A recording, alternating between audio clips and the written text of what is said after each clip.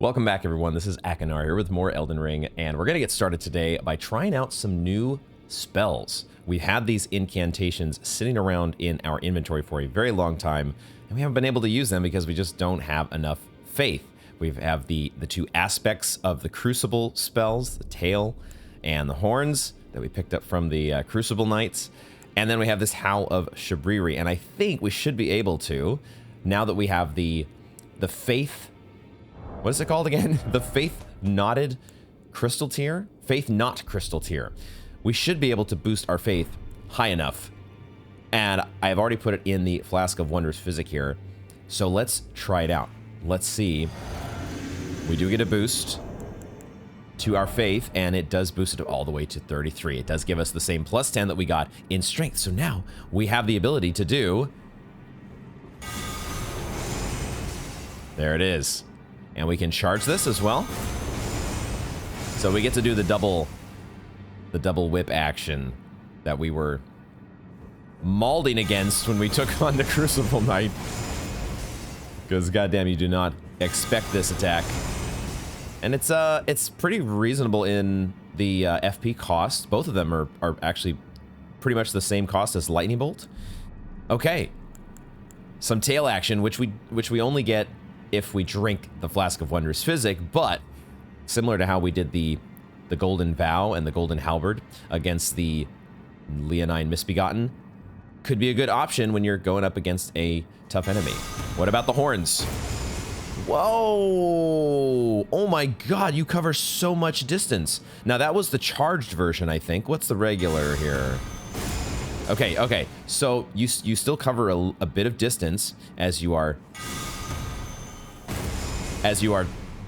charging forward. My god, I was not expecting that.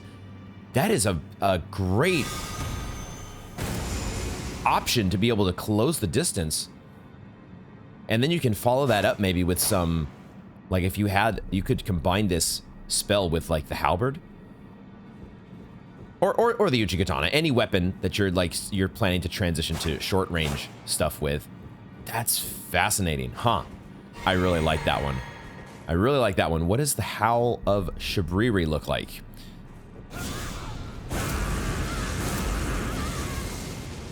Okay, it does build up these howls, or not the howls, but the madness oriented attacks do build up madness in you as well as the enemies. We're getting a couple other icons after casting that spell. I think this is the effect of attracting enemies. Let me read this spell again. Shabriri's Howl. Building up madness in nearby foes. Also causes buildup in the caster and makes enemies more likely to target them. So it's drawing the enemies into the madness. I don't know exactly how that works. Now, if this is... So this one we don't have to charge. It doesn't look like this is actually... That felt the same. I did a charged version the first time, but it looks like this actually is not... This description doesn't mention anything about charging, so this is just a... It builds up our madness halfway. So you have to be careful about managing maybe about a third of the way, since we already had some madness build up there. Okay, and there goes our Flask of Wondrous Physic. Okay, cool. So some new options to look forward to even before we get to the required faith in our natural leveling process. Great. Wanted to try those out. So that is a little bit of housekeeping that we have out of the way. Let's warp back up to the Table of Lost Grace. We're not going to do too much more housekeeping here. We're just going to, first of all, check an item description that I forgot last time. It's just the Let's Play tax, whatever you want to call it. You're in the middle of recording and you just don't always read everything that you pick up. And one of those things was a weapon that we picked up from the Knights Cavalry. We picked up two things from the last Knights Cavalry that we fought, and I did check out one of them, which was the Ash of War, but I did not check out the Knight Rider Flail. Let's give that a look here. It does also cause blood loss, just like the regular flail. Requires quite a bit more dexterity. and also has the spinning chain weapon art. I don't know why I blanked on what that was called for a second. Weapon of the Knights Cavalry, who ride funeral steeds. Funeral steeds that don't necessarily obey the same laws of video games that normal horses must. A flail with 2 additional bludgeoning heads. The large spikes make it highly effective at inducing blood loss, but also demand higher dexterity to wield. Even as many Dark Souls games as I played all the Dark Souls games, played Bloodborne, have yet to play Demon Souls, but also now getting into Elden Ring. Even with all that experience playing these games, I feel like there are so many weapons that I have never used, or types of weapons that I've never used. Maybe it's because I tend to gravitate toward magic builds, sorcery, incantations, hexes. That stuff just kind of naturally feels cooler to me because there's just inherently more variety. You know, it's when you commit to a weapon, you sort of have to level that weapon and stick with it. But when you're doing a spell build, you can level your Sacred Seal, but you also get to pick up all these other cool spells along the way. You get so much more, it feels like, to me, you get so much more build variety. So I think that's probably why. I don't know. But things like flails, whips, big old honkin' greatswords. There's so many different types of builds still that I feel like I want to experiment with, but there's never enough time. What there is time for, though, is to do another level up with our... I think we're going to do another level up with our Sacred Seal. We're just using incantations so often, and haven't yet found a better option that I want to switch over to.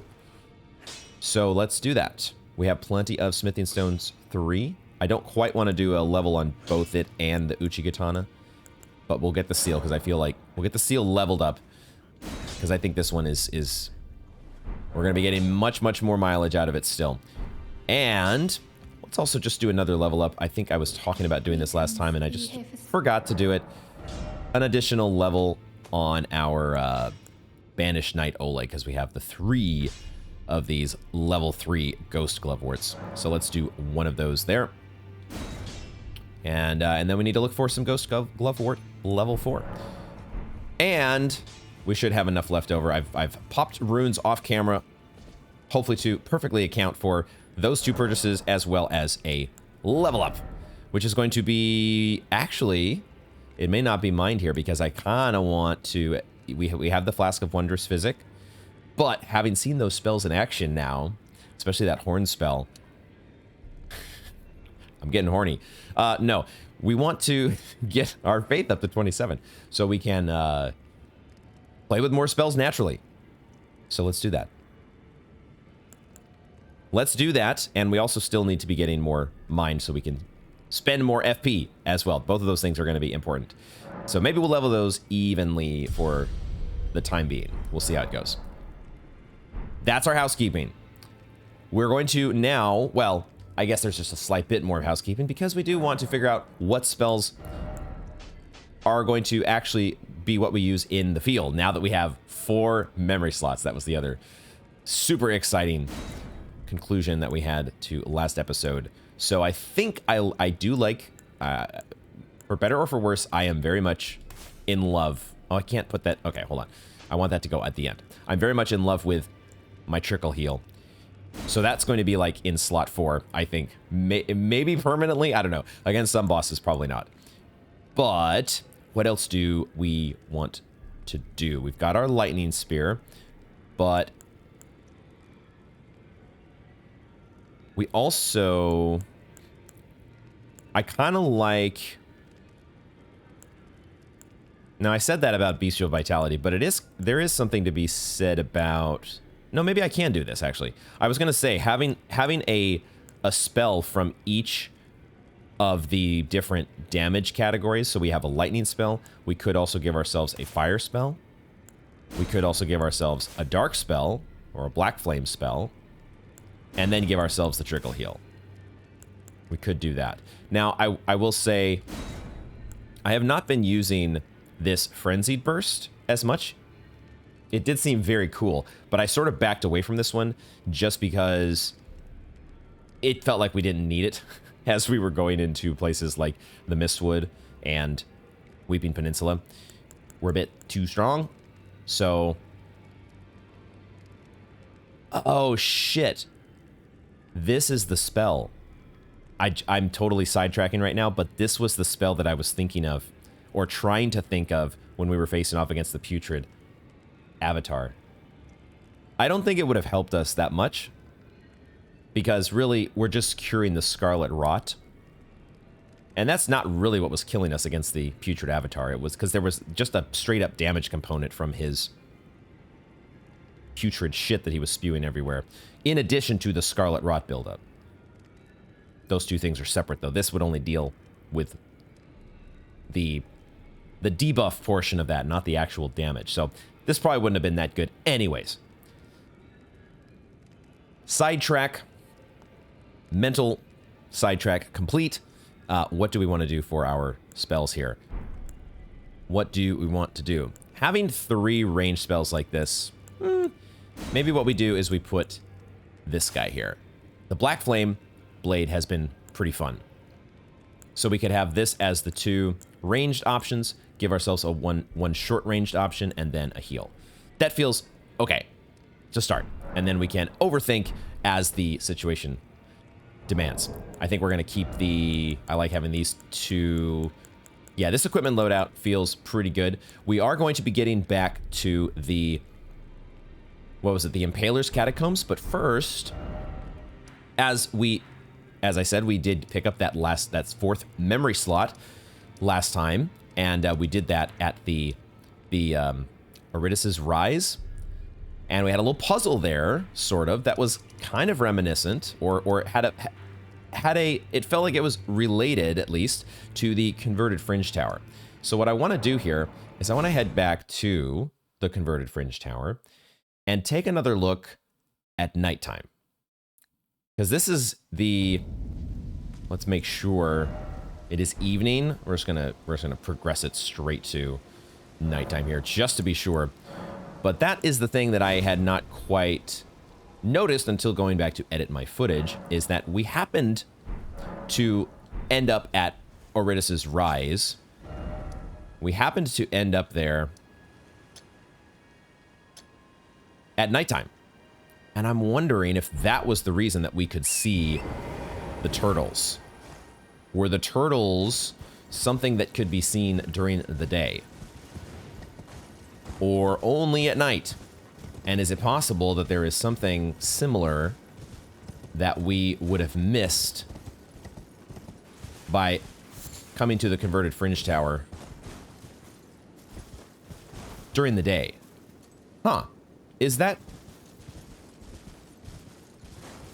Interesting. The troll did not respawn. I really thought for sure that that troll was going to respawn. There are some really blue flowers out here.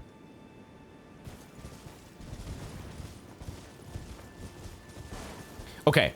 Okay, so no respawning troll, but man, wow, there are some very notably blue flowers that I don't remember if I had seen before. Okay. And I also don't I don't know whether we actually came here at night or not. I don't know if that was something we did. I did not go back to review my footage. So, like, the thought occurred to me that what if this Converted Fringe Tower and also Eurydice's Rise, what if these, like, they have the same icon on the map? What if they're related? What if when the game says that, well, maybe I should read the clue again to be sure what it says, but it talks about erudition. May erudition, does it say light your way or guide your way? I was wondering if maybe somehow these different towers were going to be related, and that as you solved the puzzles As you solve the puzzle, I guess this used to be a loot corpse. As you solve the puzzle at 1, it might add to your knowledge or erudition and your ability to solve the others. Maybe? Now I can't really get back up, can I? How did I do this before? How did I... Is the only way to get back up to warp back to the Site of Grace? Is that it? My erudition... We probably need to read that clue again. Okay, let's go back to the... I didn't realize you get stuck down there. So, I'm not seeing any glowing turtles. There was an invisible one that was at Aridus's Rise. So it could be that maybe there's something invisible we need to be looking for. But it looks like maybe my my initial instinct may not be correct. Let's look one more time. Now, the other thing about this place is, of course, the statue. The statue of... So let's go ahead and... Thinking several different things here. The statue of America, correct? Which we have seen at a number of different churches. May erudition light the way. Light the way. Does light have something to do with this?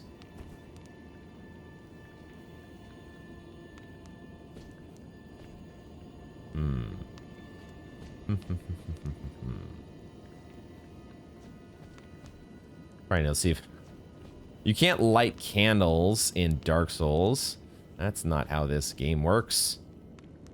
The erudition light the way. Must solve the puzzle to enter. Okay.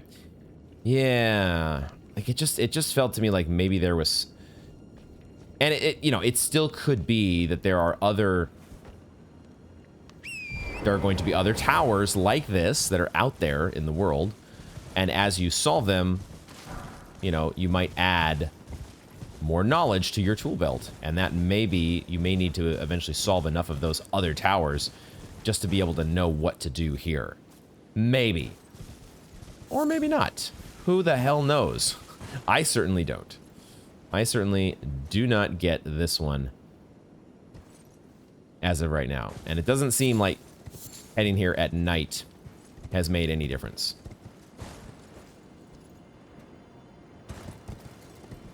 Only adding to our confusion. It has only added to the confusion, at least for the moment. So, okay. Well, converted fringe tower, attempt number 2. I can't even really call it attempt because it just doesn't feel like there's much to do. So, move on we shall. Like there's like I see this elevator up here. I do notice that. Or elevator.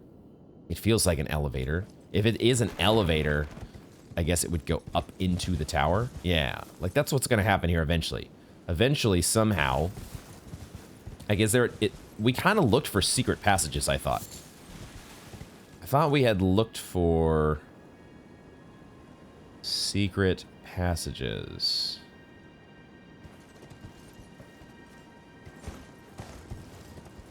I don't think we came out this way before, but I don't know. These windows look like they are... Those are blocked, or the windows are barred. It's not like we're jumping in through a window. May erudition light your way. Let's head over here. Head over here and just take another look. Take another look at this place.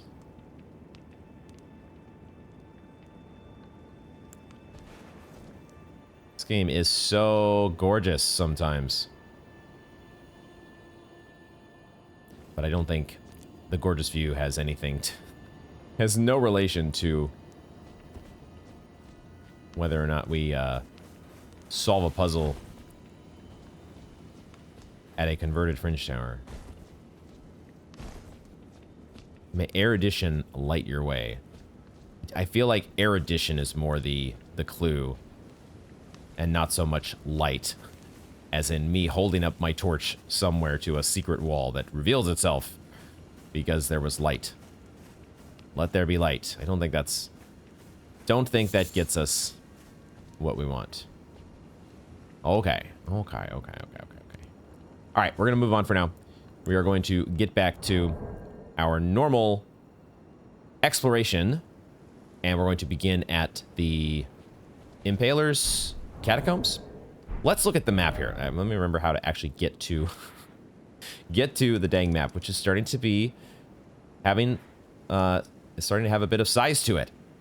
Some height and width adding to this map, which is still, I'm sure, only a small fraction of what is to be found. But we're going to start here in the Impaler's Catacombs. Almost fully rune-free.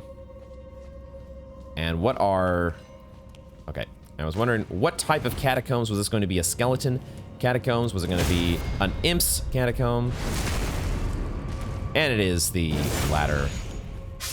Our wonderful, friendly imps who, you know, they're not that much of a headache. I've complained about them before, but realistically, like, you know, they got little, they've got their tricks, but they're not really that much of a handful. I just wish they would, you know, I wish they would die in one hit.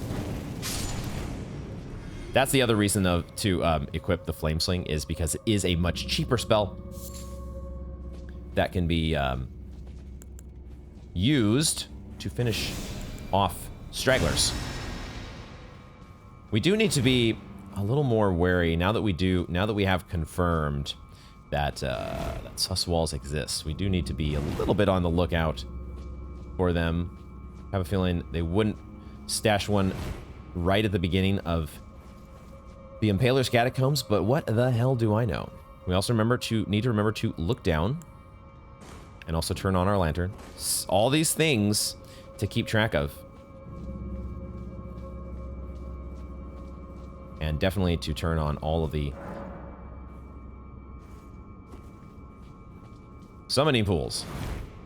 The useless summoning pools. The most important part of the game. Pressure plates. I don't see any pressure plates, but I see an imp that's already dropping down. Okay.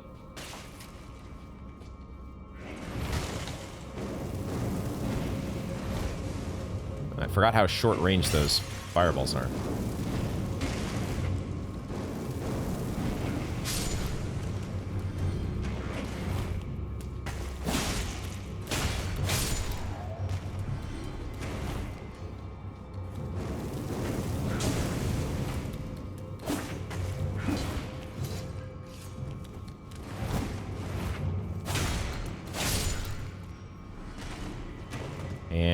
Oh yeah, and we are probably picking up some more Grave Glovewort. It is only level 1, but that's not the worst thing. You know, there's a lot of other... We have many ashes to level up, so... I had been thinking about farming. Going back to some of the catacombs that we've done before, and farming for some Ghost Glovewort. But, turns out there were plenty of catacombs still to be scoured that we had not done yet. I love how we're just running right past each other,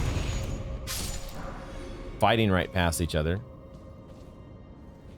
All right, this is probably, you know, as we've been experiencing these now for us lower level dungeons, we don't need to be probably proceeding with the utmost of caution. Probably not required. Oh, that is a... Oh my god. Wow. Okay. Talk about taking Sen's Fortress and wow. I'm glad that only did a sliver of damage. That would have been a very cruel insta-kill to spring that on the player. Proceeding with the utmost of caution. What was I saying about that? What was I? Never mind what I just said. Okay, where are we going here? Is there a... I'm looking for a door or another hallway that we're supposed to get to. This little spot here with the grave violet. I managed to just kind of see that. I managed to just like, oh, okay, I need to... I'm about to be... Oh my god, the skeleton's up here. In my panic, I managed to reach the grave violet. But now, where the hell are we going? I think it might... Is it below us here? Where the hell am I going?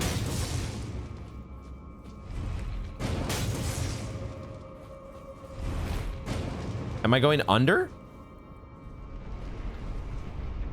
Is that what I'm supposed to be doing? I'm not going under either. I don't think. That looked like death. Okay. Was this a dead end? Is there another way to go? Was there another way to go here? This feels like this just goes right back to the boss door, doesn't it? This is the boss door. Okay, well, we're already getting stumped in the catacombs. This is fine. Totally fine. And this was a dead end this way, right?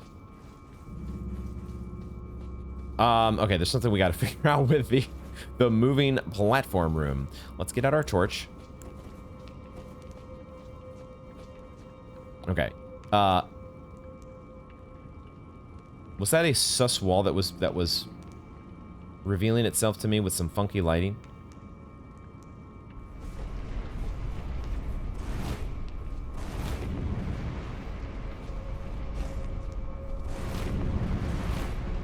No, it was just some funky lighting, some funky texturing. I am a little confused about what we're supposed to do here. I'm a little confused.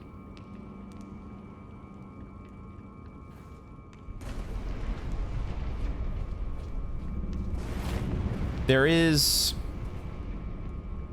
I guess there is this one spot that has a torch on it. Is that the sus wall? Get this to raise back up.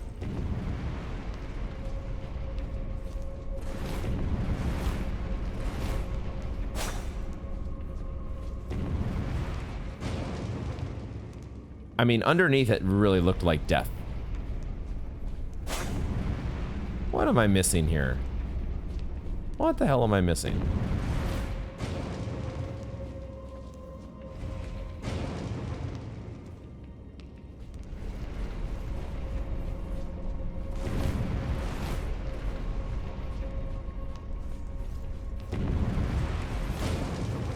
Perplexed. Befuddled. Stupefied.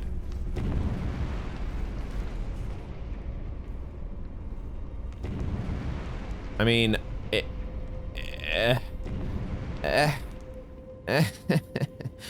why are some of these catacombs so dang confusing?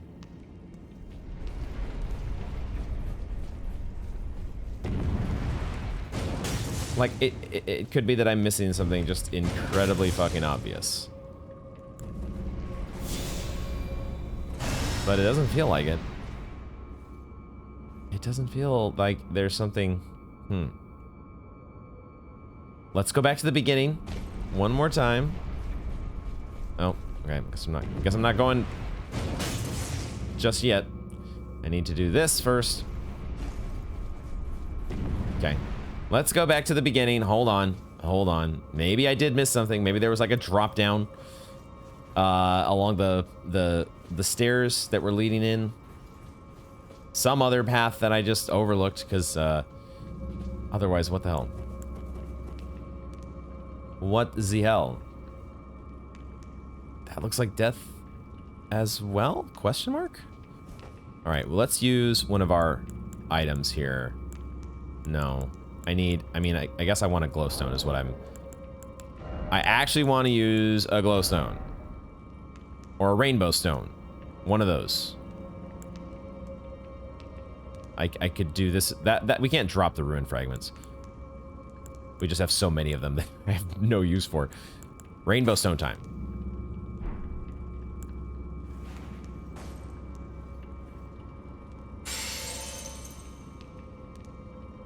I mean, it does look like there's a floor, and it looks like there... Oh, but that's just the corpse from the dude we killed, right? That imp right there is just the... And that it makes a pretty loud sound. That sounds like death. But, wow. That's the catacombs for you. Wow. So we couldn't solve the converted fringe tower, and we also can't solve the Impaler's catacombs. So we're just...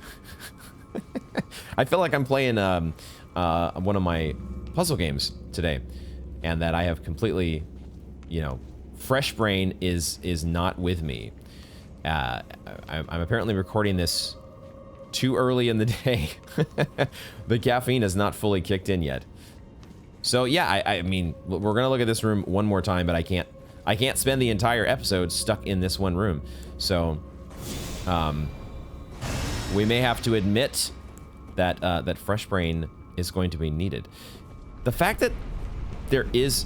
Okay, I didn't try rolling... I have to say, I didn't try rolling into the wall. At least I don't remember trying to roll into the wall that didn't have the torch lit. Hold on. Okay, so one torch is lit and the other is not. That feels like that should be important, but I don't know what to do about it. It feels like it should be important, but I also have no clue how it helps me.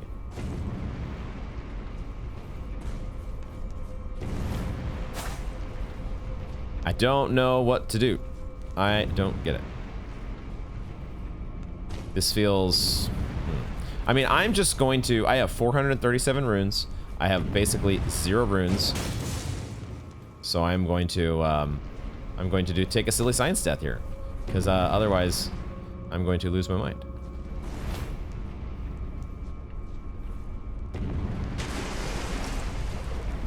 Turns out it was not a silly science death. Okay. Eventually you... The overcomplicating brain finally admits that, you know what? There's literally only one place to go. There's nothing else to do. Everything is fine. These dudes are in water. Does that help me? It looks like it does.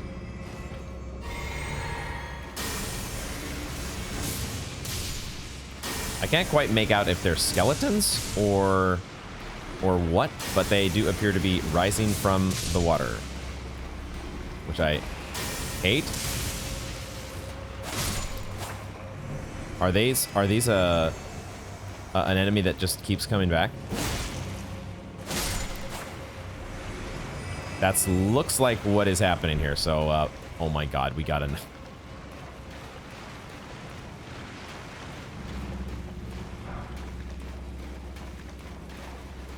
I need a moment before I go on. I need a moment.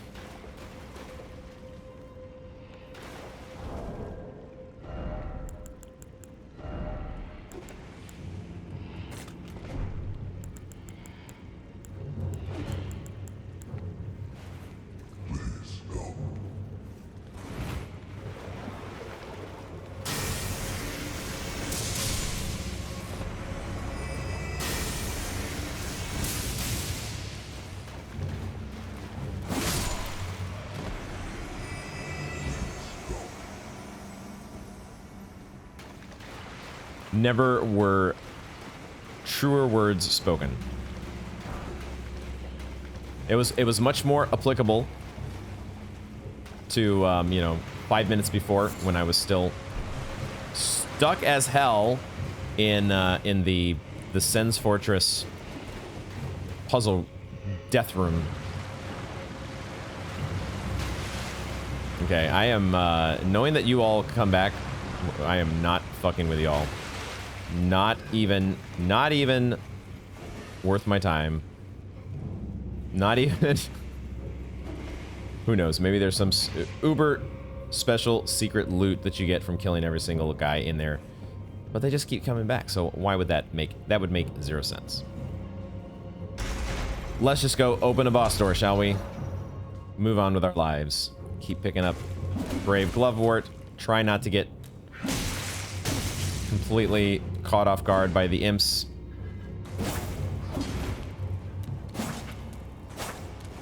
They know. They know to get out of range.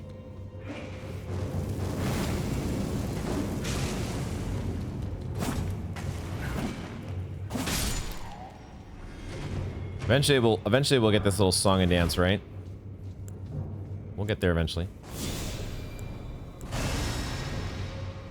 Prattling Pate. Prattling Pate. So we found 3 of 4, I presume? And in a game like Elden Ring, there could be way more than 4.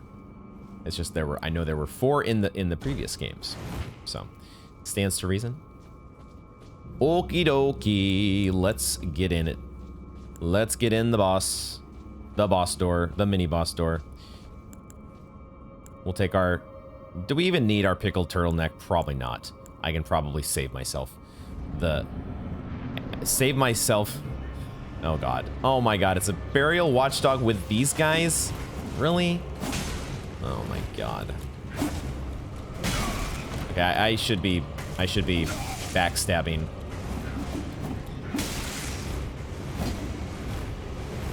Hold on here. I forgot to retech my fucking flask of wondrous physic. God damn it. I'm panicking here. I'm just panicking because there's like so many imps.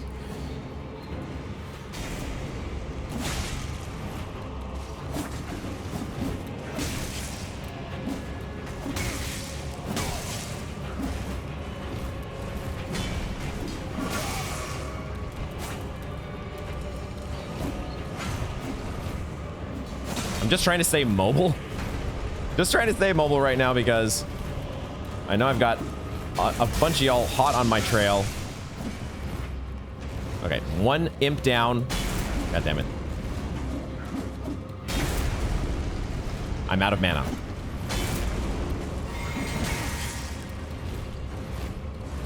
I still have my trickle heal going, so that's one thing that I do have going for me. There's also an imp hanging out here? The fuck? I was scared about the watchdog. At least they're not, like, completely balls to the wall aggressive. They kind of give you a little bit of a...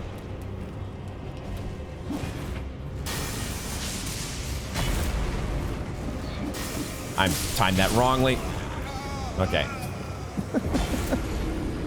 All right. Fucking...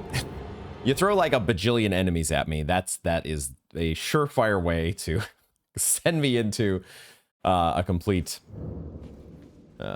state of panic.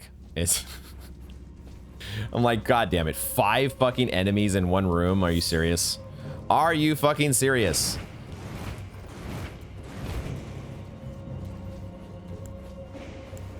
Holy fucking shit. Okay, I forgot to retech my fucking flask. I just want to get back in here.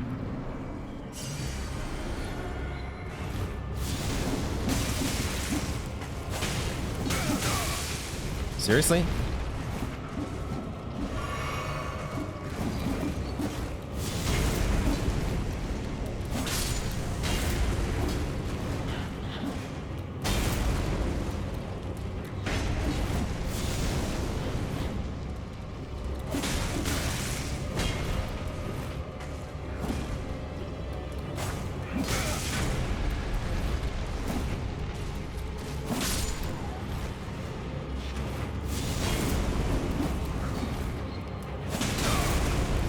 Forgot about the watchdog.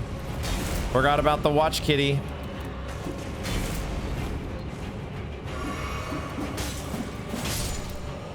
So jumping definitely does avoid some attacks. If the attack it doesn't have really a vertical element to it, then you have a good chance of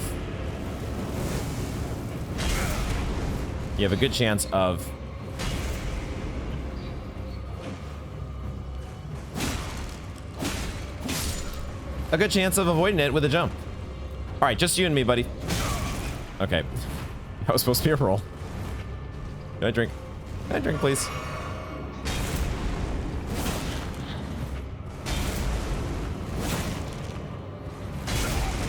Roll too soon.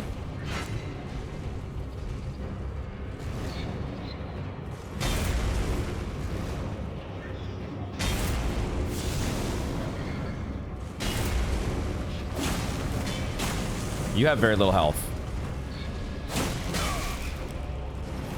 You have very little health. I'm out of flasks. Okay. Because I didn't reapportion my flasks, that's why.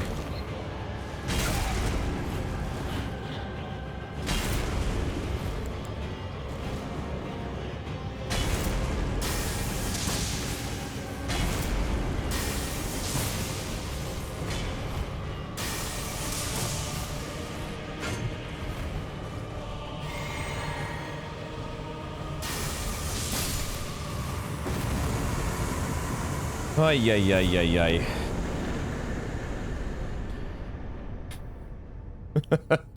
That probably felt a lot worse than it looked. We managed to survive, even with the funky flask setup. And boy, that just felt so hectic the entire time. We got some demi-human ashes. Let's check. Frickin' Burial Watch Kitty with 500 imp sidekicks. Goddamn. Fuck me. Demi-human ashes. Spirits of demi-humans that are small in stature but have a violent, brutish disposition. Though they seem somewhat intelligent, when night falls, their blood boils and they become feral. Oh shit. Is that all that the Red Eyes has been? It's just been the demi-humans at night? Late night demi-human? That's all it is? They just go Red Eyes at night. Alright. Alright. Well, we didn't get any Death Root. I was not really expecting to get Death Root. I guess the Beast Eye would have quivered, wouldn't it? Oh, that's another situation that I have sort of conveniently forgotten about. The Beast Clergyman. What the fuck are we gonna do about that shit? I have no clue what to do about the fucking Beast Clergyman. No freaking clue. What I know that I do need to do, though, is respec this Flask of Physic. Give ourselves the more generic option, at least, going into the unknown. And then 3-5 out in the world is still... Do we really need 3-5? We're getting a lot of savings from our Scarab. Probably better to go 4-4. Let's just go 4-4. Okay. Impaler's Catacombs has been dealt with. Once we made it past the stupid Sen's Fortress. Now I get it now. I get it now. That's why it's called the Impaler's Catacombs. Because of that one room. Holy shit. Impaler's Catacombs. Did we have fun? Do we all feel better about ourselves after that experience? Okay. We have not explored up here, have we? We've not explored up here. We have explored here, I want to say. Question mark? I'm pretty sure we've explored up here now. I did not look at this name on the site of Grace last time. I did look at this off camera. Beside the crater-pocked Great Glade. I do like that, how even when there's like a notable area, like the crater-pocked Glade, that even if you don't get a title card as you're playing, there is like a, you know, a site of Grace to tell you where you're at.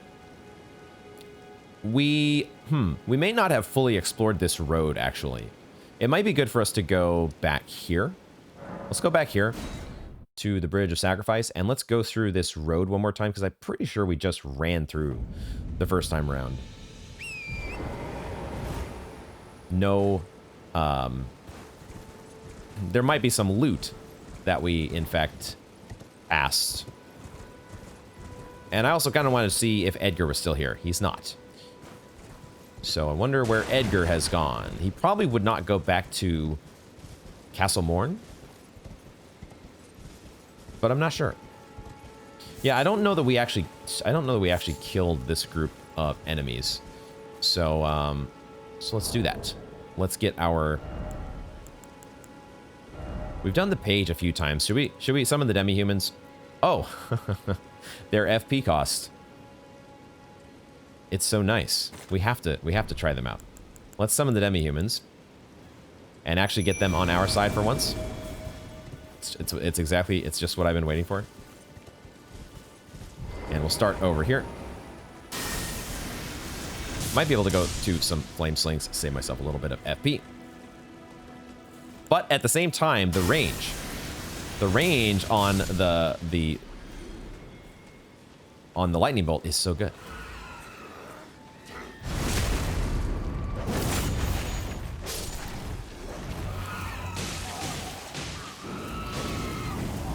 That fireball just doesn't cut it sometimes. So it's not really a long range spell, actually. It's more of a medium range, isn't it? Oh, there's oh, there are misbegottens here. I did not realize that. Definitely did not remember there being misbegottens.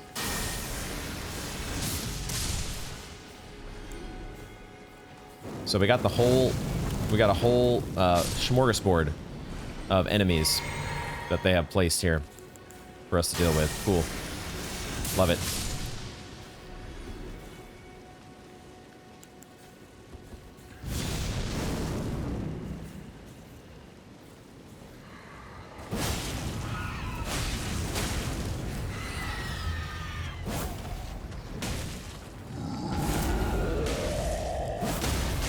Yep, take your time. Take your time. Oh, he's gonna be in the wall. It's the only problem with getting the stance break on the trolls is, and maybe any big enemy in general, is that sometimes their riposte, the spot for their riposte is gonna be in the wall or in the cliff face. All right, let's get our loot. A strip of white flesh. And some thin beast bones. Very much worth the time and effort. Golden Rune 2. I do love that they give you the sort of a sprint. The crouch sprint is so nice.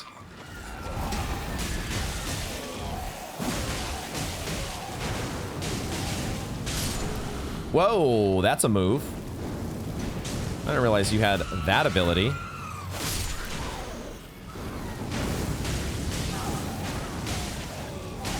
Or was that one of the demi-humans? No, it's him. So the misbegottens have some sort of like a emit force? These demi-humans are not leveled up, but they're still hanging in there because we're in the Weeping Peninsula. And they don't have to be leveled up. All right, I think we are... Oh, there's a stagecoach. Or wagon, or whatever you call it, which means there is... Oh, wow, this chest is actually already open. Huh. I wonder if that's because it's like tilted. Would you not be able to open... Guys. Please. Guys, back off. Back the fuck off. Just one at a time. My God. I know you all want to look and see what's in the chest, but Jesus Christ. It's like the kids. The kids in the candy shop. Holy shit. Okay, we got a morning... Oh, a morning star. Oh, shit. That gives you some... or gives me flashbacks to DS1 for sure. Something about those early game weapons in DS1 stick with you more so than... They stuck with me at least more so than many of the other games. Something always very cozy about DS1 memories. The Morning Star, battle hammer comprised of a globe attached to a handle, though a bludgeon dealing strike damage. The appellative star is covered in spikes which cause blood loss. Ironic, given its graceful name, this weapon often reeks of blood. Reeks of blood. And you get to kick with it. I mean, what more could you ask for in a weapon, really? Reeks of blood and kicks. I think that does it. Looks like we cleared out the area. And as with most of these places where you can summon ashes, spirit ashes, they don't necessarily, the ashes don't necessarily go away when you are done fighting. Was that just a Liurnia thing? Is that what? I'm still confused as to why that has happened in other cases, but not here. Got to pick up all these super important ruin fragments. All right. And now the demi-humans are at the end of their range. Oh, an arterial leaf. Yes. Poke all the corners. Check all the little nooks and crannies, and you eventually do find something worth your time. At least you normally do in Elden Ring. Because it's a good game. This we have explored. Right? This is, I think, where we kind of... I believe, I'm pretty sure there were some dogs up here, right? Yeah, the zombie dogs at the little watering hole. We have explored there. Let's also just make sure that we have explored this little ridge north of the Site of Grace / Nomadic Merchant.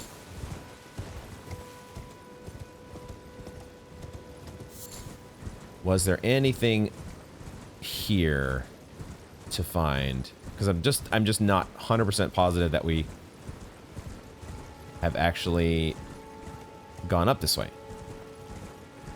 My guess is, based on the map, that there's not anything to find. But you never know. You never fucking know. Death from above.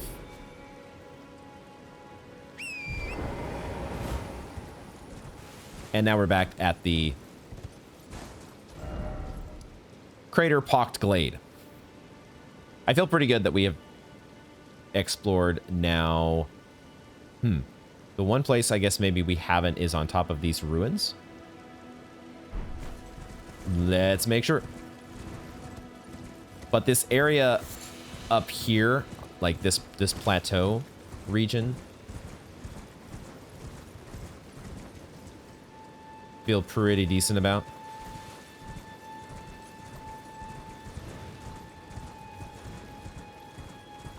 Feels like it has been well scoured. Just some ruin fragments on top of these ruins. Is that it?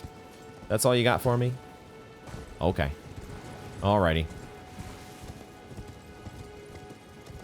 That's what it looks like. Just some ruin fragments.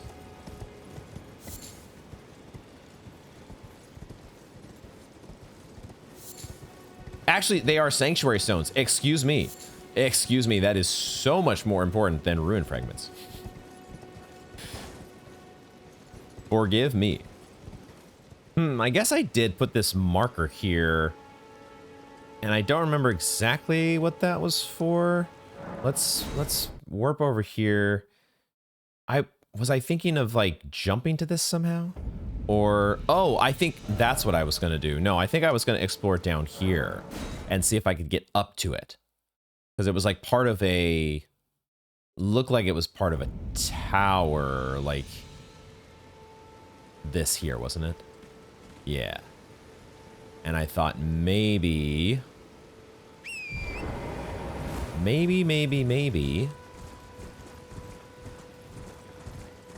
there would be a way to climb up inside.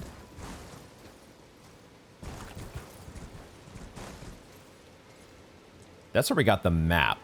Yeah, that's where we got the map. But then we didn't really explore this very closely. Can we get around? Oh wow, we have to go all the way around. Okay, maybe that is getting up into the tower might not be a thing. I'm gonna take that beacon off. We're gonna take that beacon. Well, let me actually hold on. We're gonna go back up here. Let's just make sure about this, because as I was looking at the map there, I realized that this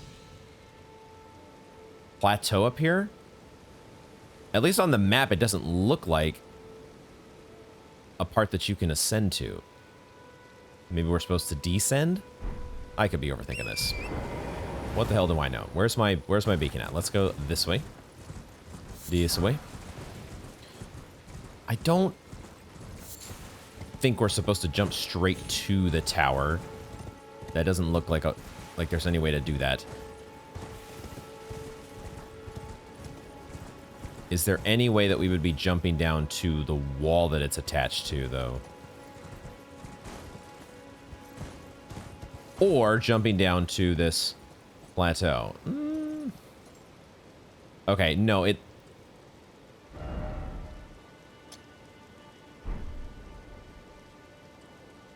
Well, that's way over there. I mean, there's got to be a way to get up to this, right? Because this is actually... This does look like a gravity death. Oh, and there's Misbegottens down there by a piece of loot. Now, is the wall broken down there?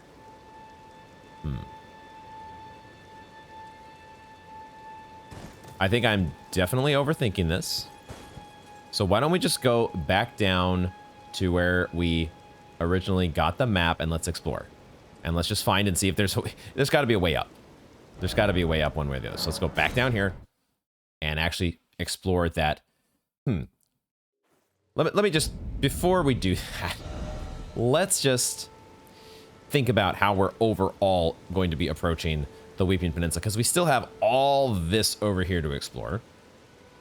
But we have explored Castle Morne, and upon reviewing my footage, I think that the piece of loot that I thought that I saw down below, I think it might have just been a Trina's Lily that I later picked up.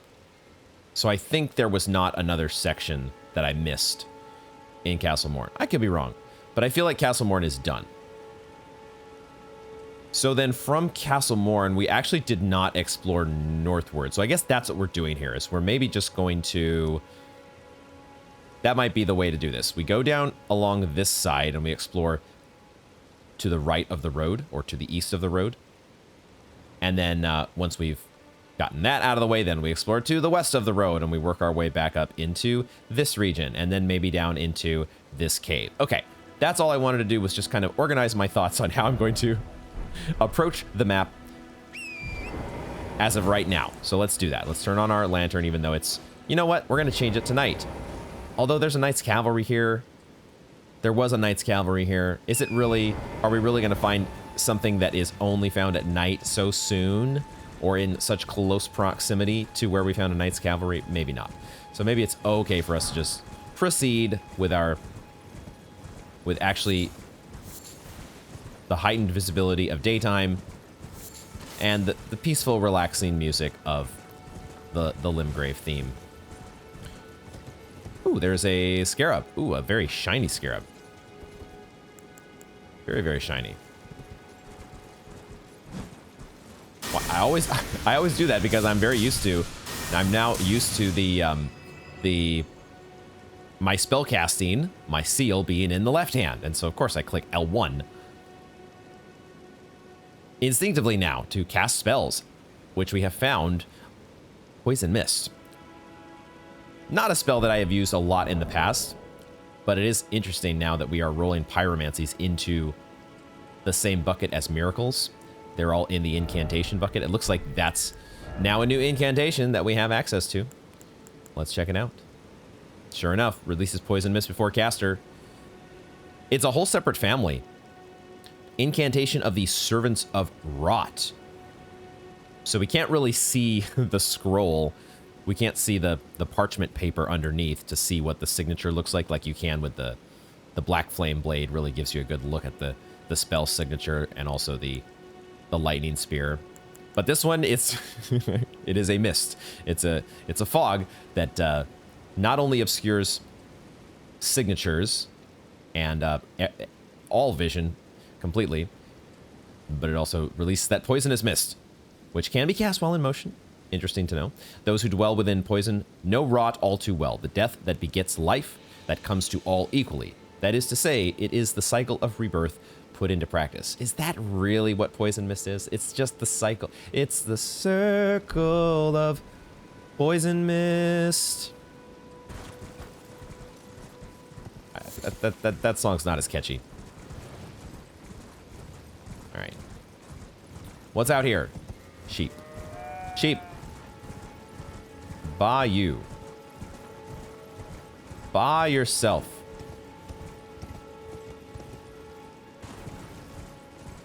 And then we know that there was that misbegotten. These are not... Okay. I was so badly overthinking this. I was thinking that these walls were going to be, like, impossible to scale. I guess I'm too... my experience has been too well shaped by... Is that a bear? It's a bear, I guess.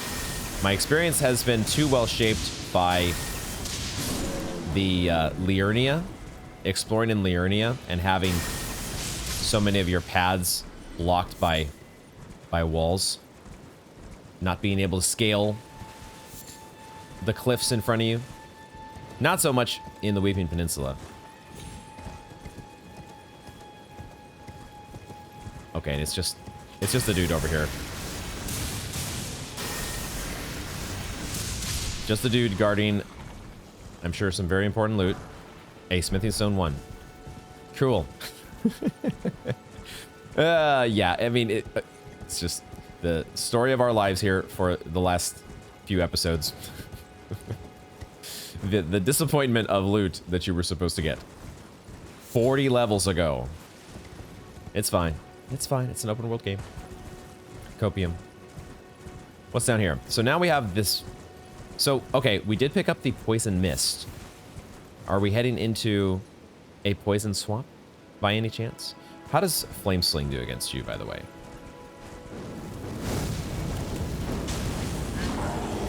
Does great. And it's much cheaper. So I can save myself some FP.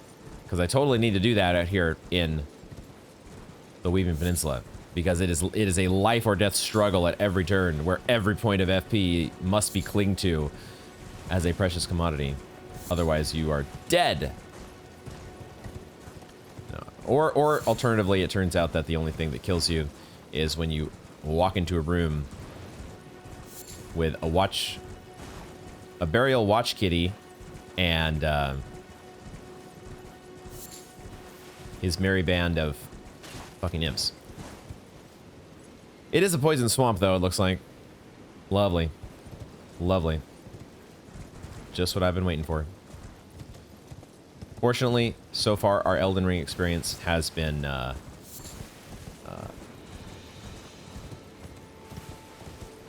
not filled with poison swamp encounters, which I am more than happy to have as little of that as possible.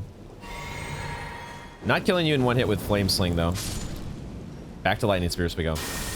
See how those do. We do get the, so this does apparently... Okay, so two things. This does appear to be a poison swamp, but riding on Torrent...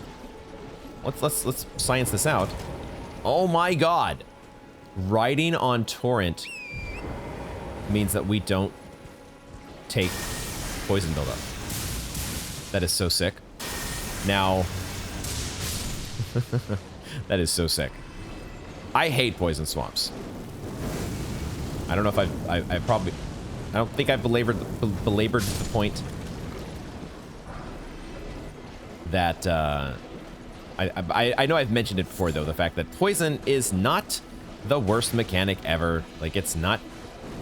It's totally fine. There's nothing, like... There's nothing crazy about poison. It doesn't really... DS2 poison was pretty crazy. But in most... Oh boy, there's a crab. There's a crab. In most Dark Souls games, poison is just really one big annoyance. It's really not that big of a deal. It just annoys the hell out of me, though. That the annoyance factor goes to 11 for me. Why did I turn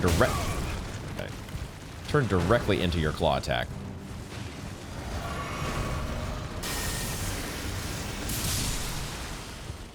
Lightning bolt. Lightning bolt's super effective.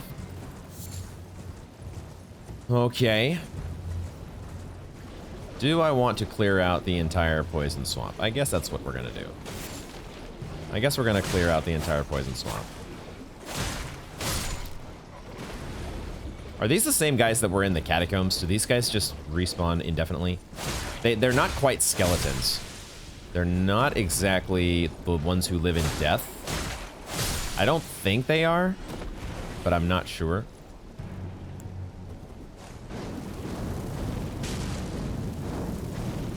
Don't know for sure.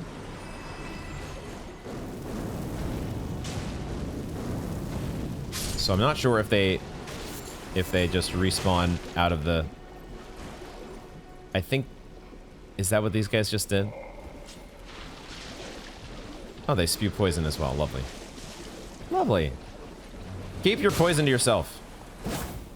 Oh my god, my strong attack missed. Keep your poison to your goddamn self. So we get a little bit of runes from them, and then do they just respawn? Or are they gone for good? Okay. They might be gone for good. So maybe we do get, like, I don't know, our flasks back if we kill all you guys.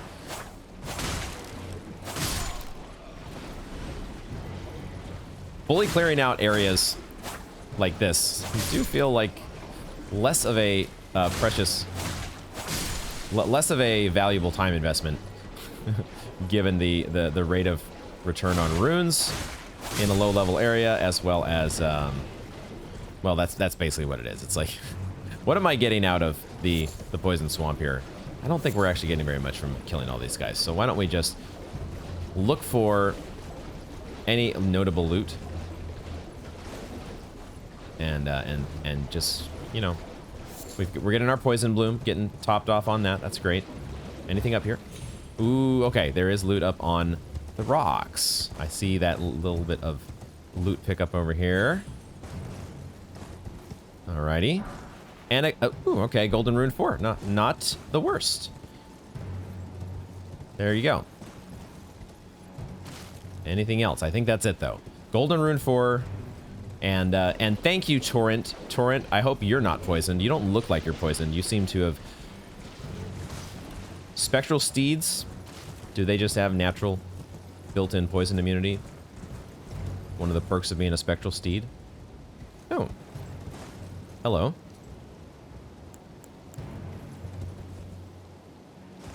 Jellyfish, hang out.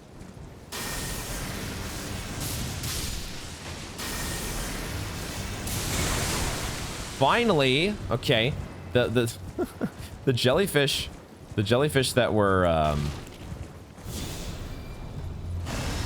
the jellyfish hanging out in Castle Morne were so passive. I just kind of figured that these were going to be the same story. Maybe I wasn't close enough. Is that why the others in Castle Morne didn't aggro? Because I wasn't freaking close enough. Ooh, somber smithing stones. Nice. And arteria leaf. Cool. There we go. Okay, so there is this beach area, and I do remember there also being a beach area over to the west that we need to explore. Let's try not to fall into the ocean and drown.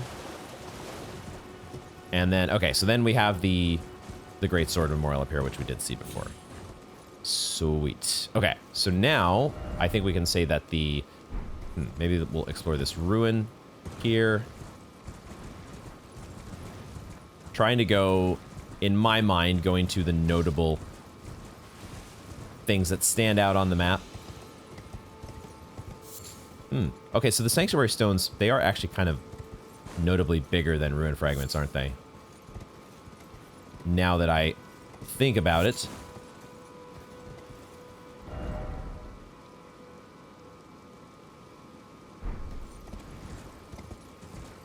Ah, there's a golden seed up there.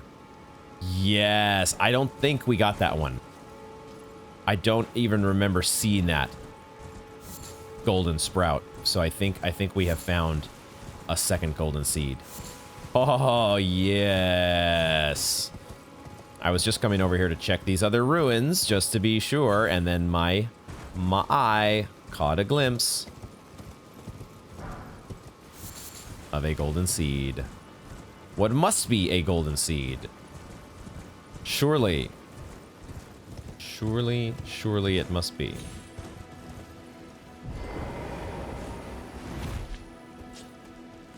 And also a golden rune one. Very important as well. Golden seed time. Let's go. Okay, 2 golden seeds. I think we're still at the point. I say still. I think we're still at the point where 2 golden seeds turns into 1 flask. I say that because, not because of any future knowledge of anything. This is a blind playthrough. But I'm sort of assuming that as big of a game as this is going to be, there is going to come a point. Oh, that's an arterial leaf as well. Look at that. I just walked right into that one. Okay. Man, it's so much fun exploring this world. But I am sort of anticipating in my mind that Miyazaki is going to up the price of flasks at some point. That golden seed inflation will be a thing. I feel it. I feel it coming.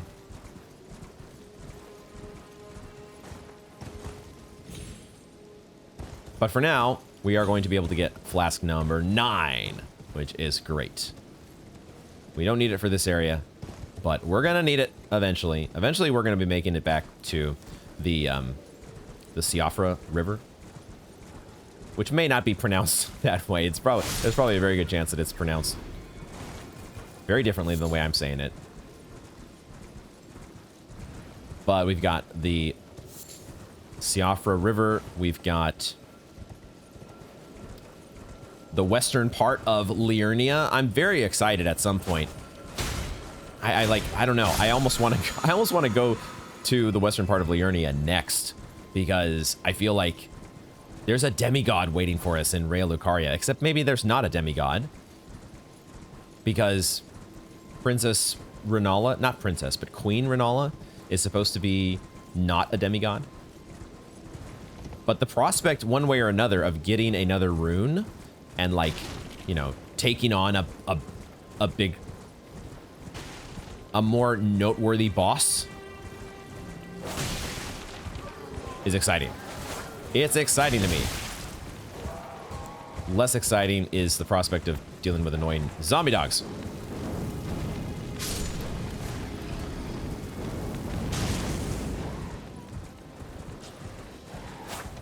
But at least dealing with them on horseback, well, I don't know. Though I'm still pretty bad at the horseback fighting. Once we get our strength up to snuff, once we get, I know I just put a point into faith earlier. I do want to be leveling strength as well, so we can get to naturally wielding the golden halberd. There's so many things to do with this build, and not enough attribute points.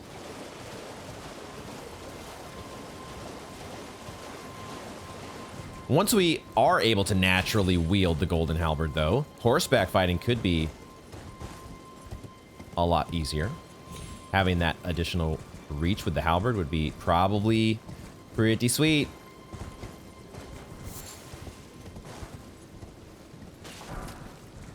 Okay, so we found our golden seed, and now we should be able to get up here. Correct? We do want to explore on the southern side of this wall.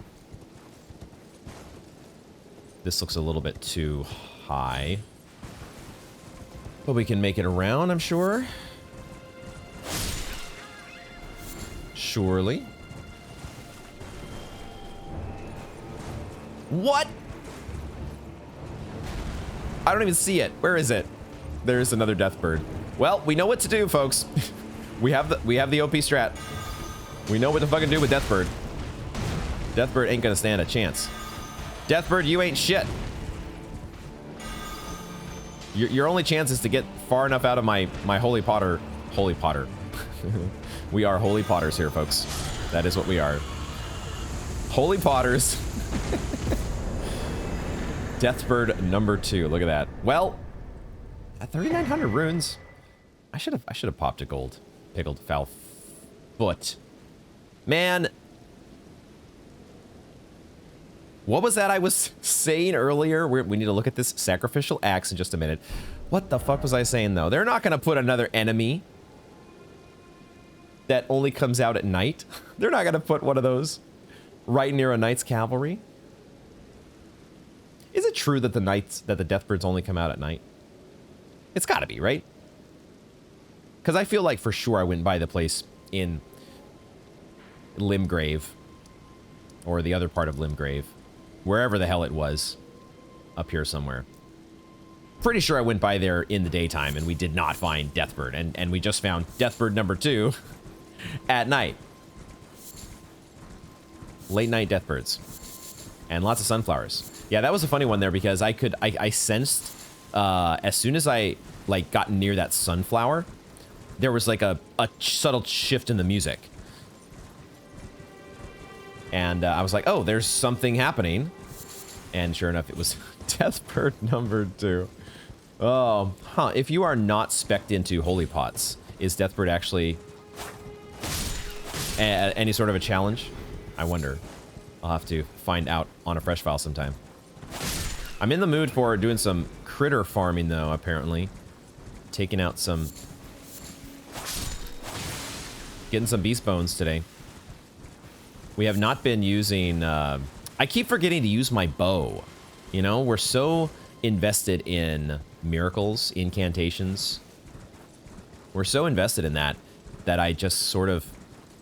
I've been forgetting. I've been neglecting the bow. The bow, the poor little bow just kind of sits over here.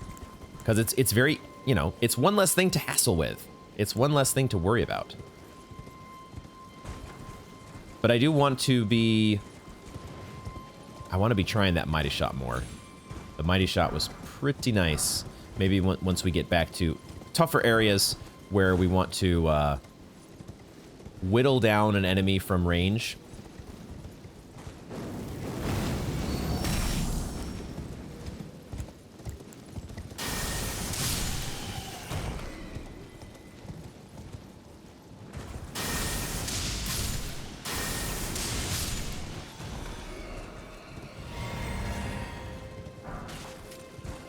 Okay, just kind of making sure, doing the thorough treatment here to make sure we are exploring as much as possible.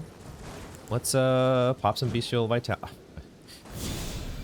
Pop some beast. We're back to full flasks as well. I thought for some reason we were a little bit lower, but we did just, I guess, get a refill from those bats. And okay, so it looks like we don't actually have to go all the way around the wall. There is a spot to jump up here. They're going to let us get through the gap in the wall here. Anything up this way?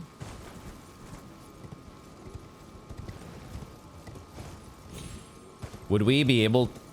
well, we don't know if there are sus walls out in the open world. That is a thing that we have yet to observe. If there were such a thing, would we be able to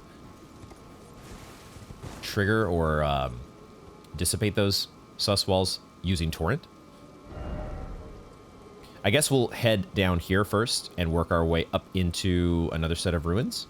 So let's go down this way. I think I have my lantern on. And now that we have cleared... oh, there's a shack here. Okay, we'll get to that. We will get to that shortly. Now that we have... we've used a few holy pots. We now have some space to craft other types of pots. Do we want to play around with other types of pots? I don't know.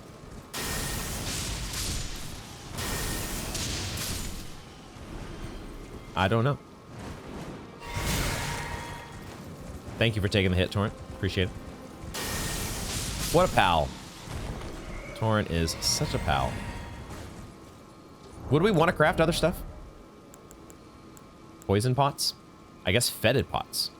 We cannot yet craft poison pots because we do not have toxic mushrooms. Probably need to go to Caelid for that, don't we? Grows in rotten lands. Probably Caelid. This one we can do plenty of, though. We can do plenty of dung pies. We just kind of need I'm always thinking about using poison if I do use poison, which I often don't. But if I were to use poison, it's always this thing of I want to get poison against an enemy that has a ton of health. Like I don't want to just use it against random bats because I just can kill them with in one hit, like most enemies. So you want to save it for like a boss, something that is going to take a while to whittle down. This is another thing, the sleep pots and sleep in general. How is this supposed to work? Does building up sleep all the way on an enemy, does it actually, you know, it doesn't instantly kill the enemy, does it? Like a lullaby or a quagmire, giggity. Its light purple haze irresistibly draws its victims down into sleep. Sweet dreams. What does that mean? What that mean? Time to go look it up in a wiki. At least that's probably what I would do if I were most sane people. But me, nope. I gotta figure it out for myself.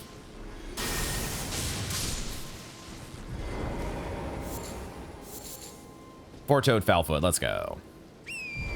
Okay, where are we going here? I'm going to take this beacon off the map because I don't think getting up on top of this is a thing.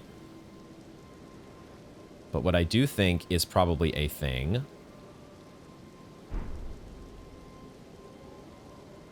What am I hearing?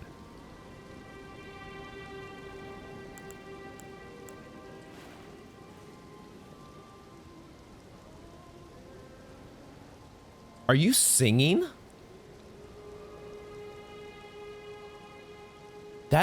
Okay, that looks not like a normal bat. That looks like it has a person's head and they are singing. At least that's what it sounds like. I thought at first we were hearing one of the crucified dudes wailing away. So this is on the other side of the minor Erd tree. So we need to mark this. We need to, oh, it's over here. Wow, that is really on the map. It is, you would not be able to tell that that's a spot. I definitely hear some singing, and I want to check that out when we get over to the minor Erd tree. Let's make note of that. Interesting. In the meantime, we're heading up here to a shack, some ruins. What are we finding here?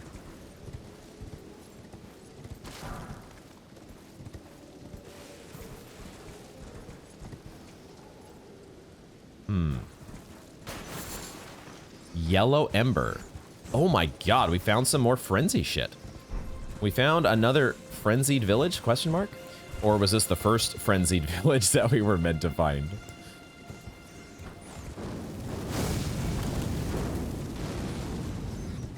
He knew I was gonna try to fire a flame sling at him. He stayed just out of range. Okay, don't need to charge. Don't need to charge the flame sling against the frenzied rats. The frenzied rats are back. All right, what did we pick up? We're gonna need to utilize order of acquisition here. Was it a crafting mat? Okay, we have picked this up before. Bounty of lands afflicted by frenzy. This grape has ripened and burst. Did I note that before about the grape? Is that supposed to be one of these fingerprint grapes? It's ripened and burst?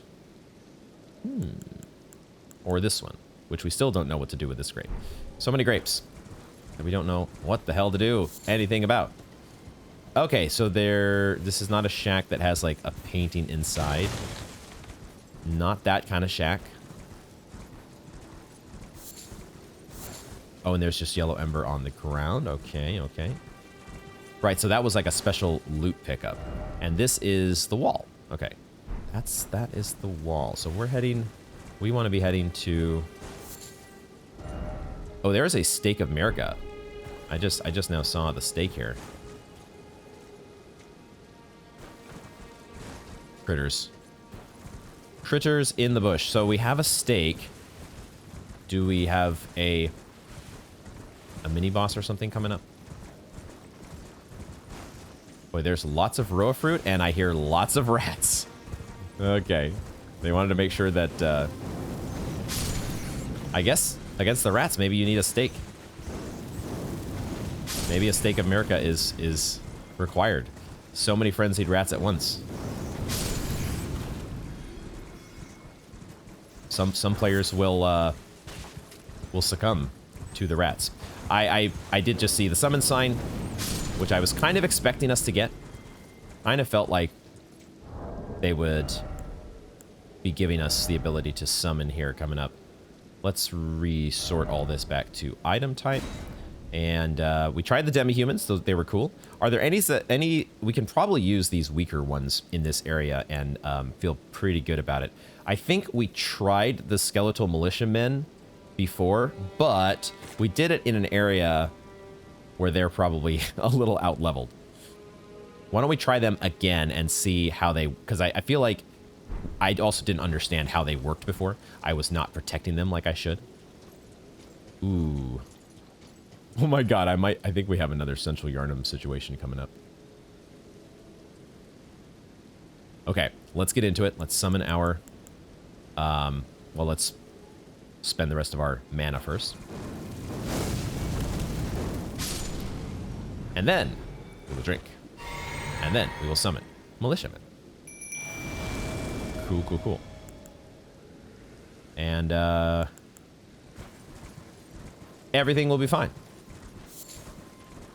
Everything will be fine. Yeah, they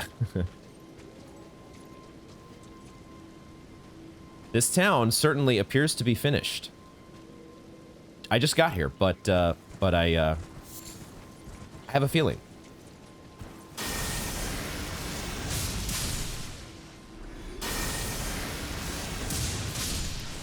Just a hunch. Oh, is this a church? Oh shit, there's a church here. Oh my god. Did we just find a sacred tear?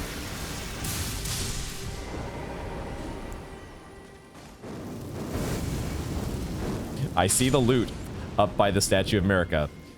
The Kalu Baptismal Church. I also see a big rat. Okay. Let's see. Let's see here. Let's try to... Oh, fuck. Fuck, fuck, fuck, fuck, fuck. I need some splash damage. Can you give me some splash damage?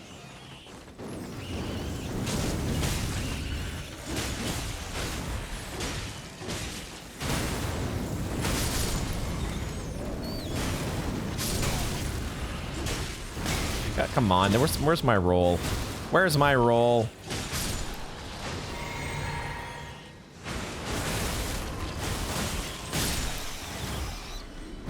Okay. Did I, so one of my skeletons, I think we did the same thing that we did before. I was not protecting the skeleton well enough. Sorry. Don't give up, skeleton. Oh, goddammit, he's dead. I know you're dead already, but now you're really dead because I think the rats went ham enough on you. And, okay. Well, the militiamen, I probably need to level them up a little bit to take full advantage of them. It in theory sounds like a really cool summon to be able to just have one that keeps coming back to life. But the enemies know. The enemies know that they know the trick to keeping the skeletons from respawning. The Flame of Frenzy. We got another incantation. This one, can we use? Can we use it? We can. Only requires 16 faith. Makes sense. We're in the Weeping Peninsula. Emits burst of yellow flame of frenzy from eyes. Wait, another? Oh, this is the frenzy burst is a concentrated blast as opposed to just a burst. Okay. I want to try this. Originating from the maddening 3 fingers. Causes the yellow flame of frenzy to burst forth from the caster's eyes. Charging increases the range of the burst. With the frenzied burst, the charging enhances potency, which enables penetration of the enemy's guard. Okay. Enables penetration. Giggity. Charging increases the range of burst for the Flame of Frenzy. The Flame of Frenzy deals damage and causes buildup of madness. This incantation also causes buildup of madness in the caster and is only effective against Tarnished.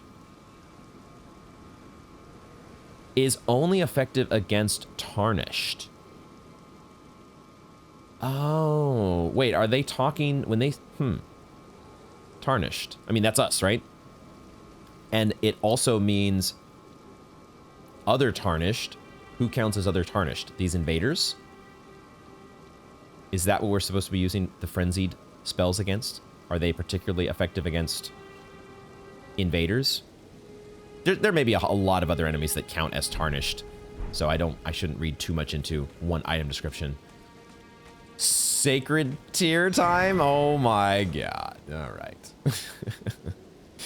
It's fine. It's fine. We're just never ever, like, why even level mind? There's just no point, because you're just never going to get to a point where you actually take a drink from your cerulean flask and are just not full. You're just meant to always be full, no matter what. Oh man. Okay, it's sacred tier. Yay.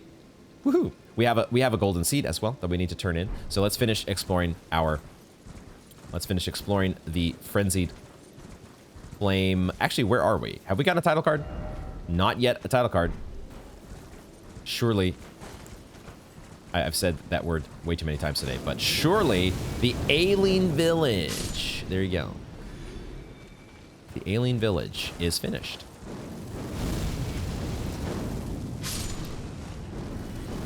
You all are so absorbed in thought. So absorbed in thought. Pay no attention to me. I'm okay with this. My skeletal militiaman is bored out of his mind, but that's fine. Eye of Yellow. Nice.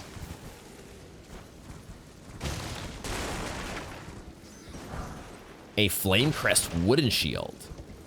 I love the artwork there. Okay, as long as we're not getting ambushed by rats, let's check our shield. Flame Crest wooden shield. Tall, medium-sized wooden shield, light for its size, easy to handle, carried by soldiers of the village that is afflicted by frenzy. The yellow flame is the symbol of the affliction, serving as warning to those who might approach the village. Get the hell away. Just get the hell away, smiley face.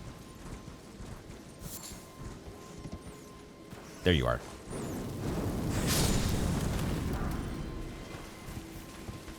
There's a lot of Eye of Yellow here. I don't know if this respawns. Eye of Yellow. I also don't know if I'm saying that one right. It says it's grown in lands afflicted by frenzy, not that it's rare, because I'm pretty sure Arteria leaves don't respawn. I could be wrong about that. Maybe they respawn after a really long time, but I want to say they, oh, I accidentally, sorry, I didn't mean for my summon to go away. That was an accident. Unintentional despawn. But I feel like the Eye of Yellow might come back. So those we should be able to farm, and this appears to be the spot. Wait a second, are these Arteria leaves? Whoa, 4 Arteria leaves in one spot. Cool. I'm not going to complain. We still have not used those to craft anything, but we do now know that they are used to craft Exalted Flesh. Exalted Flesh could be... Like, I'm thinking... It boosts physical attack, right? So it's not directly always necessarily good for us because of how incantation focused we are, but we use our Uchigatana, and we're going to be hopefully utilizing more of the Golden Halberd. So when you boost your physical attack... Are these Misbegottens? I think so. It is a Misbegotten, I want to say. And there's more.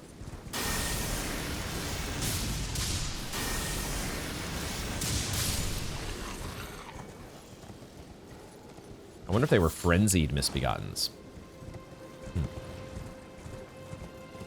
All I was trying to say about the Exalted Flesh is I wonder if it stacks with Golden Vow. I wonder. Lost Grace discovered. We will sit there momentarily. Ailing Village outskirts. Cool. I will sit there in just a moment, but I want to finish up exploring, make sure that we did fully go through the village here. I think we have, though. I think we've done the Ailing Village. frankly, we've done it a service, you know? Some villages just don't know exactly when to quit on their own. You have to show them the door. You have to say, here you go. Here's the way out. Long overdue.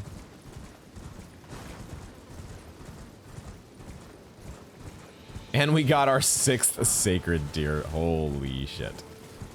Holy shit. Time to level vigor again. Time to keep leveling mind until like 50.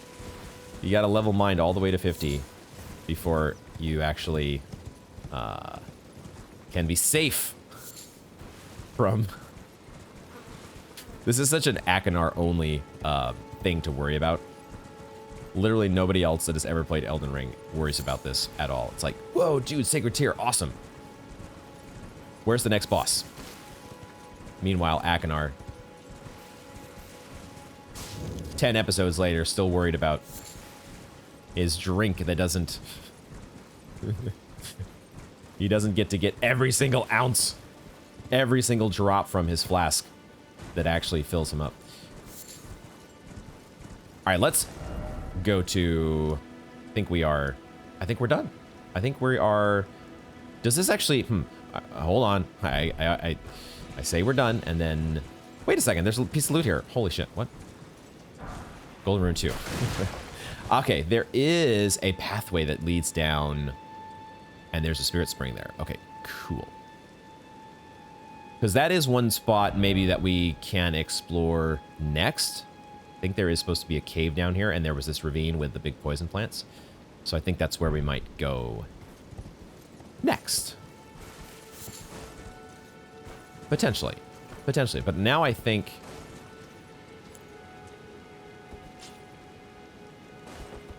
as I make up my mind here on what I want to use to kill the one last remaining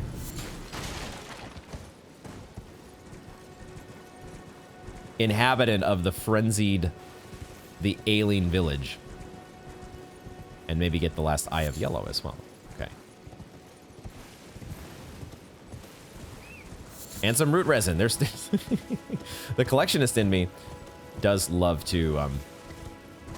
I'm pretty, like, tuned out when it comes to Roa fruit and Erdleaf flowers. At this point, I'm very, very much like, yeah. Can I really be bothered to pick up all the Roa fruits and all the Erdleaf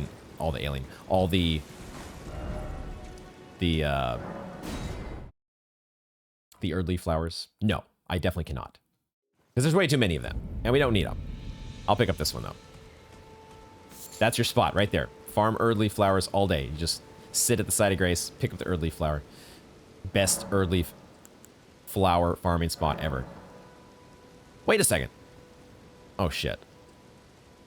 Have we already reached this point and I didn't realize it? I didn't realize it. I promise, I absolutely swear that I had not yet checked this. I just knew. I just knew that Miyazaki was going to do this. It was totally going to be a thing. So we don't get flask number 9.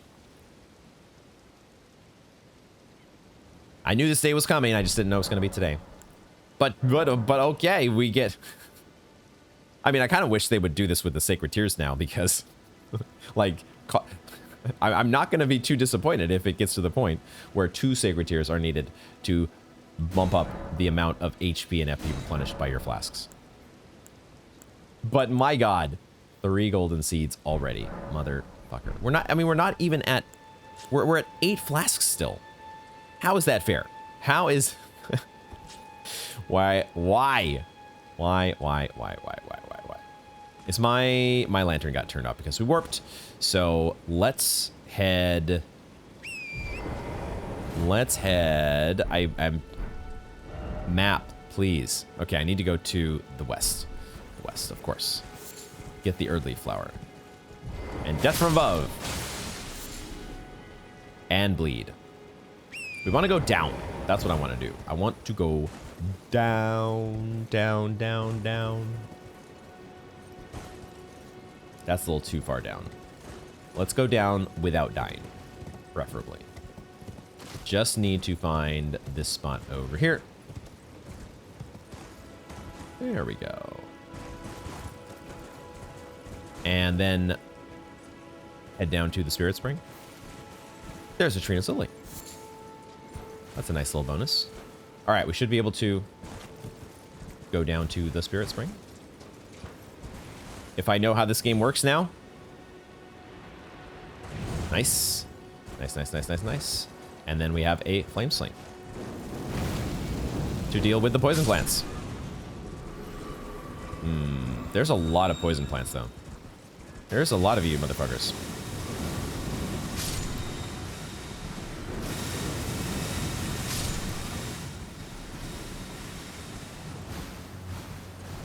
There are a lot of you.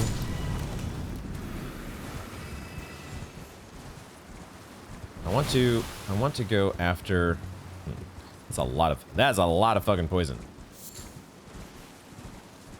How do I want to averse this? I know if I can get a flame sling though, if I can light you up, I know that you will not be poisoning me. That much I feel like I can be assured of. It's not as sure of.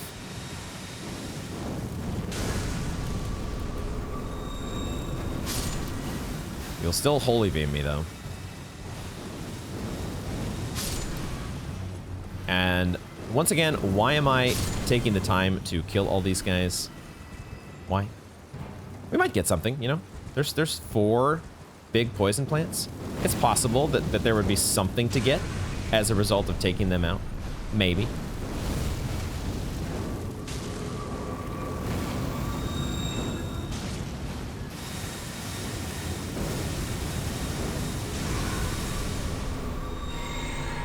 It's just going to take a while, so don't mind me as I sit here fireballing the poison plants. It's probably just going to net me some Miranda powder. Probably not going to be anything really consequential. They don't even really give a lot of HP, a lot of runes, probably. 268 runes, yeah, that's essentially nothing.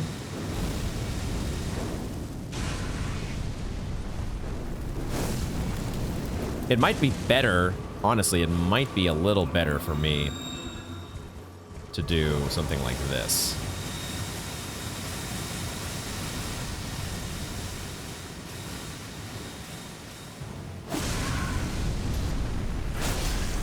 Yeah, this is better.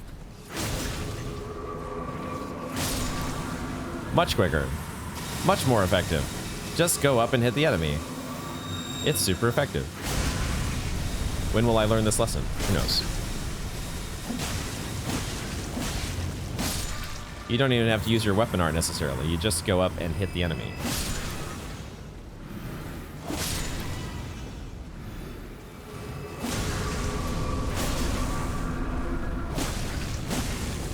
So nice that fire grease lasts forever.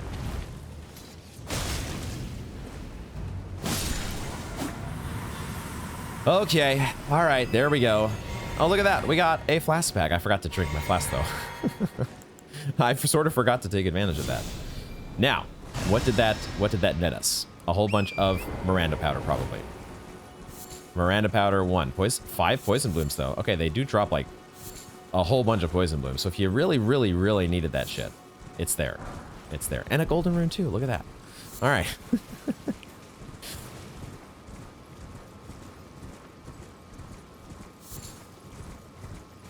Now we move on to the...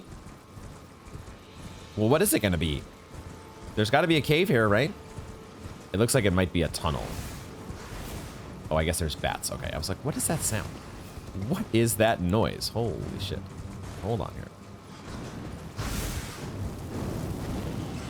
Bats. Poison plants.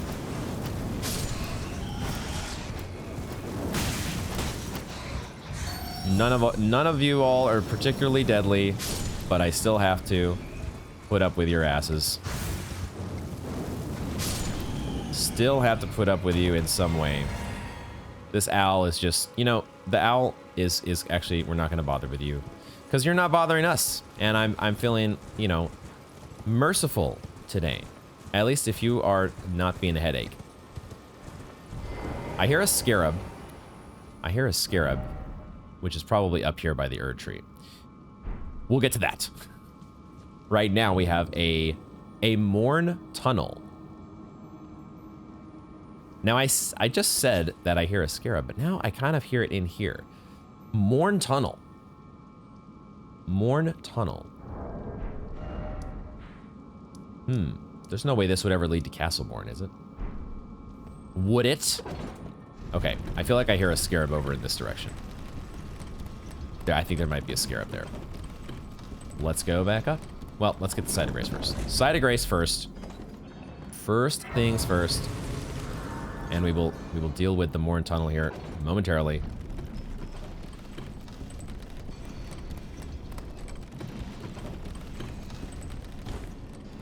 Oh, there's not a scarab here. There's a smithing stone level 1. Okay. Sure. So that scarab might still be outside. Fine by me. Okay. I think I am.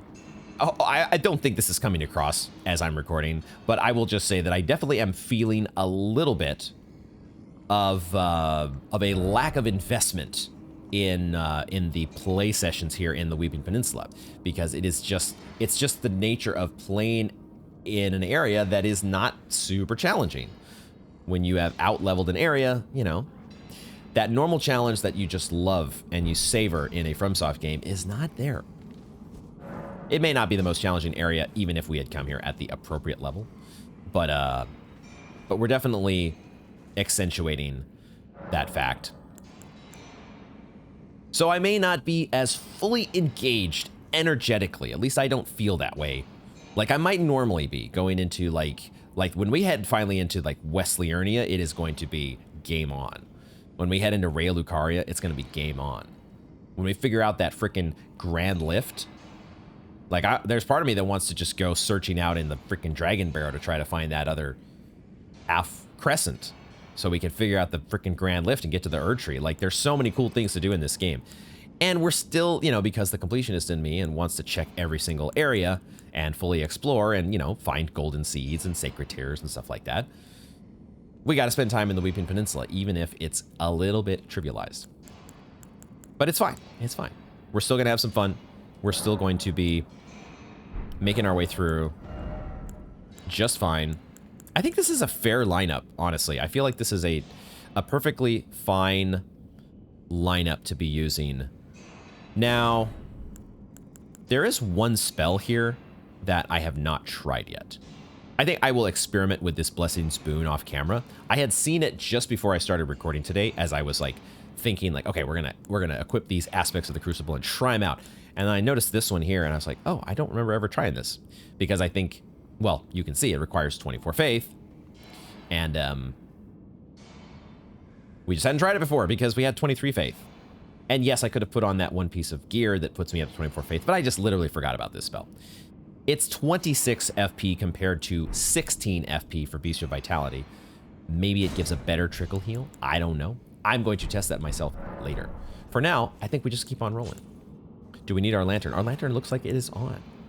So let's keep on rolling into... I activated the non-needed, non-functional summoning pool that's now functional, but let's head into the Morne's Tunnel. And we'll take this guy out. We got Misbegottens in here. Cool. Misbegottens have taken over the mining operations. Or maybe they were always in charge of the mining operations. It is the Morne Tunnel, and we know that the Misbegottens are supposed to be the menials, right? The servants. So they're just hard at work here, oblivious to the the unionization of their colleagues in the castle. Oh, there's a guy on the ground there. Okay, let's make it across first. and then we'll worry about you. I am trapped. I am trapped in between two guys.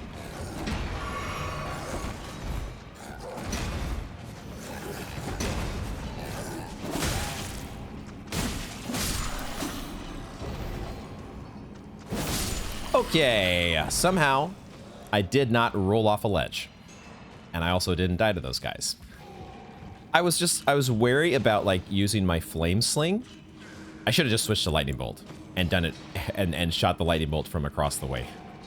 But I'm in this mode of, ooh, I can get value out of flame sling because the enemies are weaker. And so I can stretch out my FP usage when I'm in a tunnel. I do silly stuff. That's all. I'm Akinar and I do silly stuff. No more needs to be said. Okay, there is a diverging path. We have taken the path to the right. Let's keep exploring.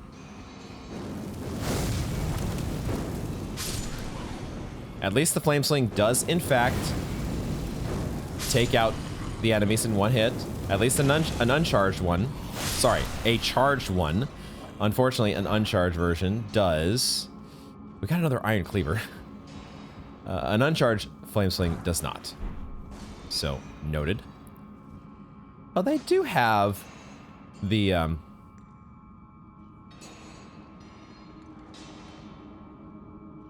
damn it. Not a sneeze. I hate that. I hate that. Don't you guys hate that when that happens? Not actually a sneeze. So we have these guys. And they're still just as resistant to backstabs as ever. I was kind of half expecting this guy to, like, explode. He did not.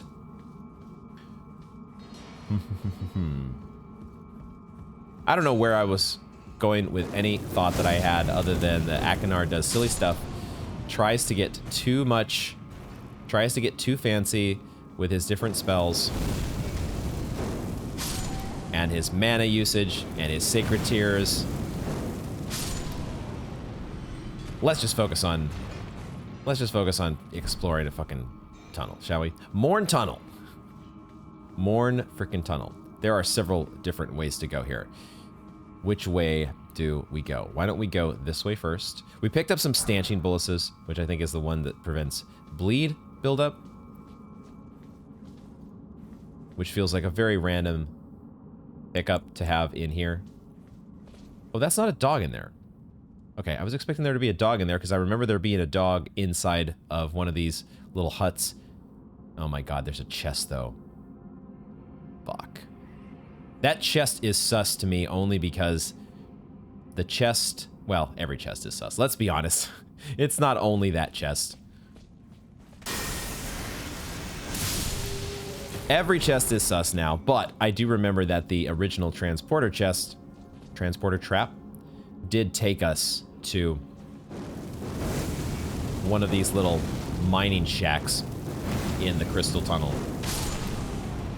Right? Right? So we could be in for one here. We could be in for a trip to who knows where.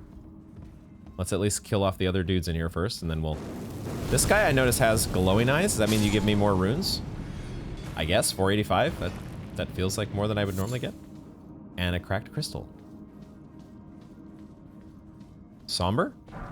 Somber smithing stone 1. Nice. Anything... Oh, hi. Oops, that's not my fireball.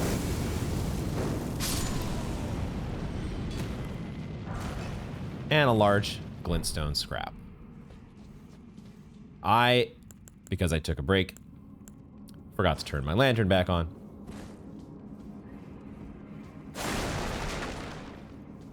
That's why I can't see in this place. I don't think I can get underneath this. There's nothing underneath the shack, so... did I already hit the chest? It doesn't matter. You can't hit the chest to reveal a mimic. That's not how that shit works. Alright. Exalted flesh. Exalted flesh. I'm never going to turn down an Exalted Flesh. Okay, let's keep moving on. That is the end of the road there, so one branching path eliminated. Let's do the branching path that goes under here.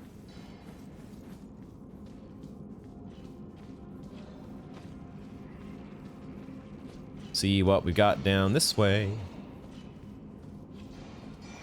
In the Morne Tunnel. The Morne Tunnel. So they have a mix of... We have like a hybrid workforce that we've instituted here at the Morne Tunnel. The Misbegottens feel like they'd be much more, you know, much more of a temperamental workforce. Not necessarily the most diligent workers.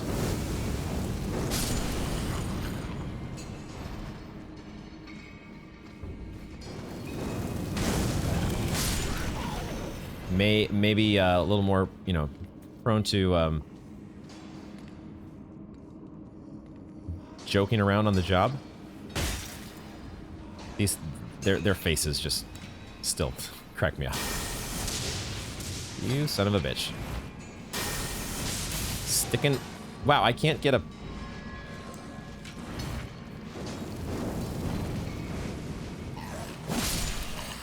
Get out of the... Get down from there. Holy shit. I see the one sneaking up on me.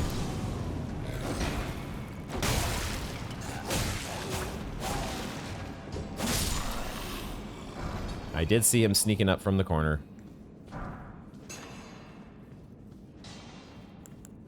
I saw that son of a bitch. These guys, on the other hand, they are like... They were born to be miners. Feels that way, at least. Why did it sound like he was going to explode? I picked up the explosive stone and then was like, oh wait, these guys sometimes blow up.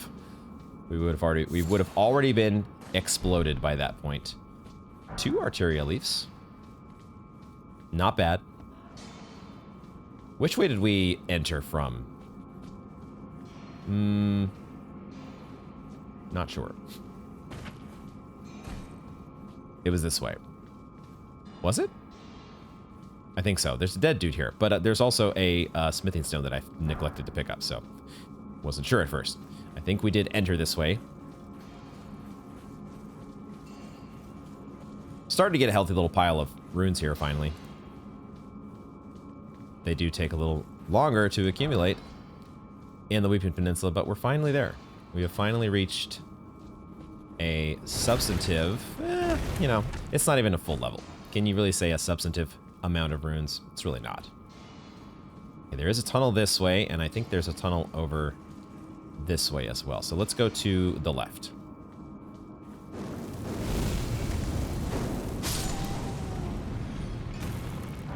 As we get some more level 1 smithing stones to add to our collection. Good shit. And, well, some soft cotton. And the end of the road. So that tunnel exhausted itself very quickly. Happy to see that. Whoa, what in the hell?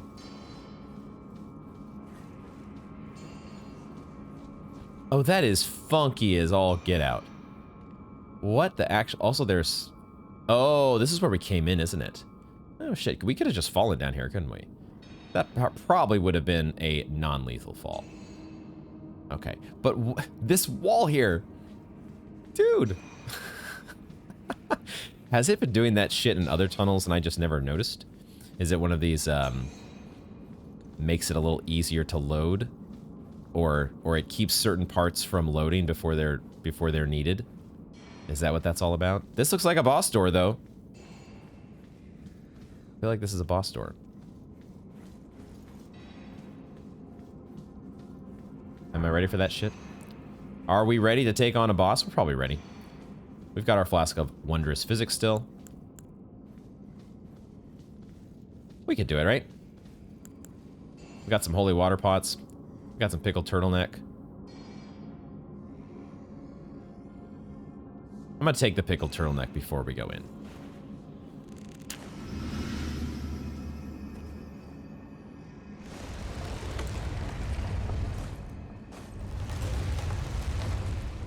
Who we got? A misbegotten. A scaly misbegotten. What makes you different? So far, you seem pretty weak. But I'm waiting for the moves. I'm waiting for you to pull something crazy out on me.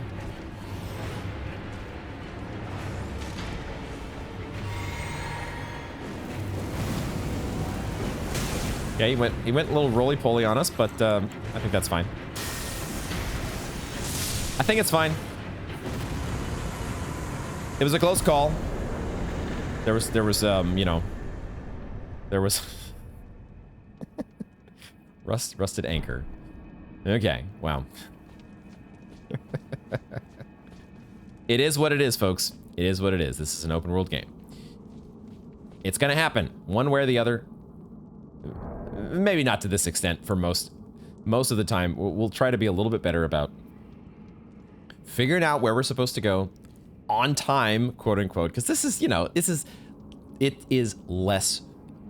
is maybe a little humorous, but it is less enjoyable when the bosses are that much of a cakewalk. Not ideal. Let's check out the new weapon that we picked up. What was it called again? A hook? No, a rusted anchor. It does have, you know, several hooks put together. A rusty anchor wielded as a weapon. Each of its four, excuse me, they're not hooks, they are flukes. That's what they're called, apparently. 4 flukes.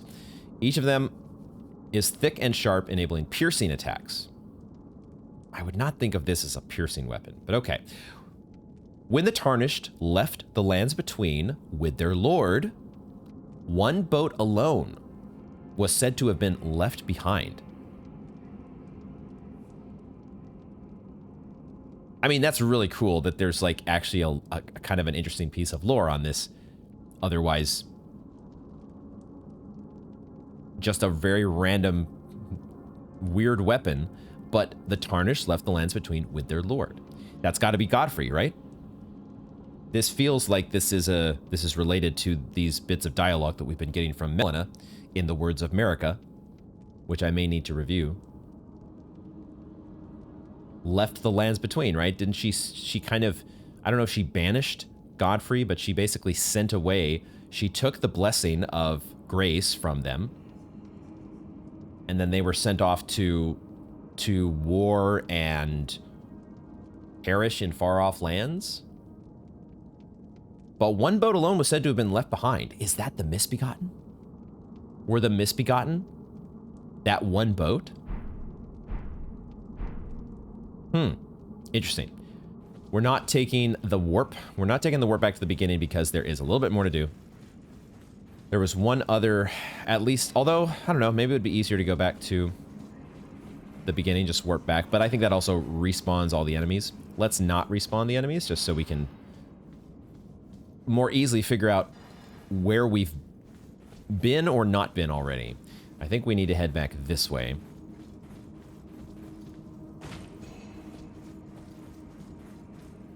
The plinking of the axes in the distance is probably what we need to follow. I think we checked out that tunnel and that little cubby hole over there. So this part I think we can check off the list and then head back.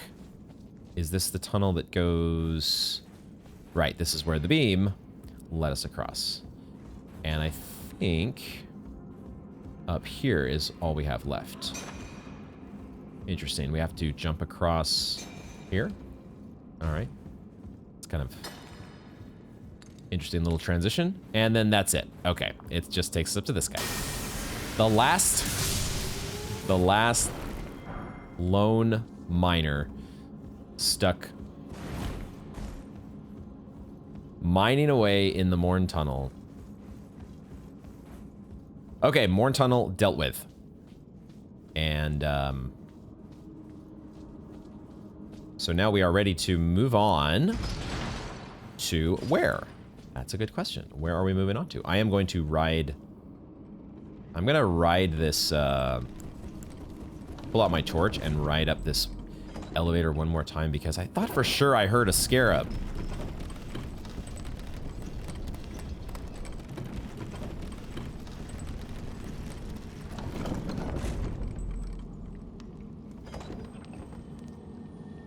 There's a scarab here somewhere, but it might be outside, right? It might be one of these weird sound things.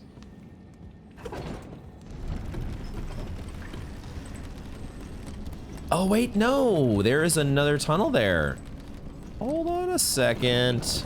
I jumped too soon or too late, I'm not sure. But there's another tunnel here. Shit! How do I get...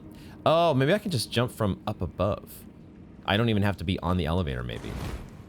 Okay, I think I found it. Hold on. Let's try this one more time. One more time.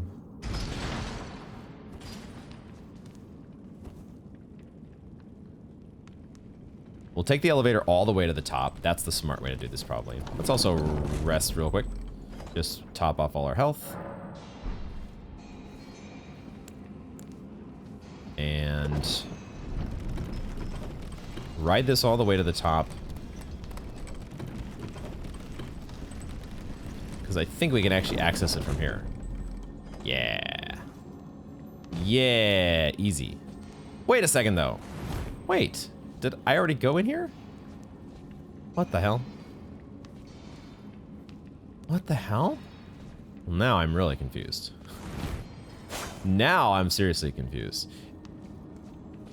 Okay, so maybe this scarab is outside after all. And we can just somehow hear it from in here. That's a little unfortunate if that's the case. But it could also be that I'm still missing something. Maybe I am missing some... I don't know what other... Is there a ledge over there? Is there a ledge over there?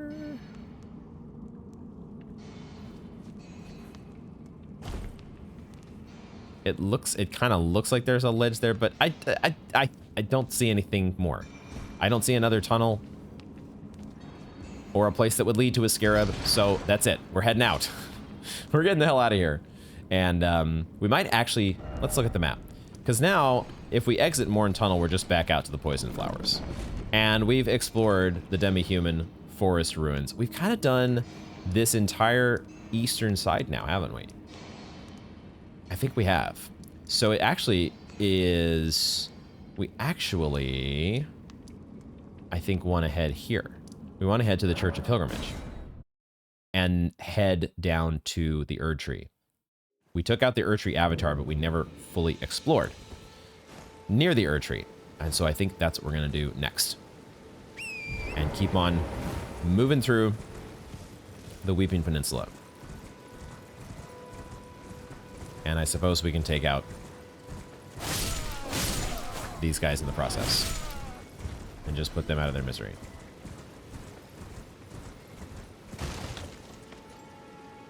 This might be a spot actually where I will quickly change it back to nighttime. Let's change it to nighttime. I don't know if it's required to deal with... Well, okay, we're gonna do two things. We're gonna talk to this spirit again. Let me remind myself what this guy's dialogue is. The mausoleum prowls, cradling the soulless demigod. Cradling the soulless demigod. O America, Queen Eternal, he is your unwanted child. Yeah, what is that all about? Is it Godric? Is it supposed to be a reference to Godric? Because that was the only mausoleum so far that we've seen that actually gave us the ability to duplicate Godric's boss soul. How does that work? We killed Godric, but now the mausoleum cradles him? What's up with that? Okay, anything in the vicinity of the church that we want to... Oh, we have to kill these. We're in combat. Oh my god. Why is that? That doesn't do any damage, but it just scares the heck out of me. The stupid torch hollows.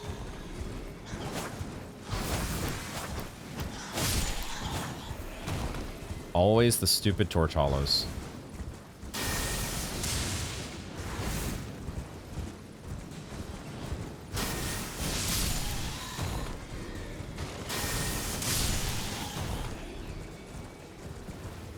Okay. Yeah, do we want to actually... Maybe we explore kind of this... There's an elevated portion here that's like... I don't know. A lighter shade on the map. Maybe we just kind of... We've explored around the church. I feel like we've explored around the church, or at least closely around the church. Maybe not this little area. See if there's anything up here other than Roa fruit. Oh, okay. There's a little spot for herba down here, and then that's it. There. Oh, is it? Or is there more? There is a little bit more, isn't there? Okay, we took fall damage, but we didn't die. Interesting. I don't think I've been down here before, but I could be wrong. Maybe we came here before.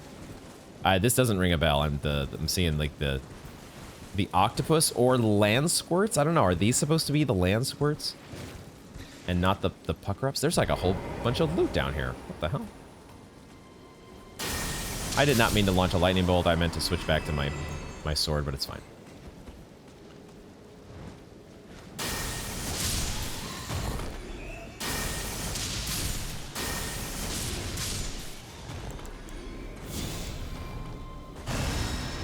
There is loot down here. Successful... Oh. 3 bewitching branches. I think I remember what these are. And a sliver of meat. We saw these at the vendor up by the Bellum Church, if I recall. And they uses FP to charm pierced enemy. Yeah. Blessed with an incantation of unalloyed gold. Pierce a foe using FP to turn them into a temporary ally. And then we have this bit about the Empyrean Mikola. Loved by many people. Indeed, he's learned very well how to compel such affection. Compels it. By bewitching them, of course. Wow, okay, there is even another ledge here. So there is... Normally, when you see these borders on parts of the map, these little... I don't know what to call them. Borders is what I'm calling it now, but it's this area around the church... Where normally it would feel like it's just a... I think in places like Liurnia and a lot of other parts of the map we've seen, these are just drop-offs into the ocean. But this one actually has a little bit of a path to it. And we found some noteworthy loot. Cool. Looks like this probably just leads back up. What's around here? Anything more... that we would be able to fall down to?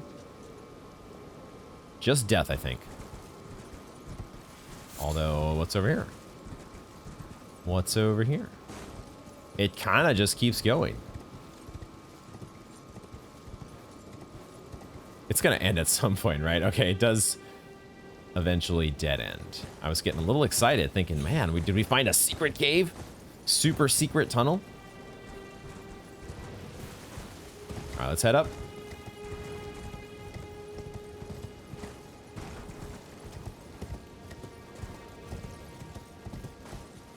I love it when we get just that little bit of profit from a mission, or looking around a church that would otherwise on the map it just looks like, you know, nothing's gonna be there.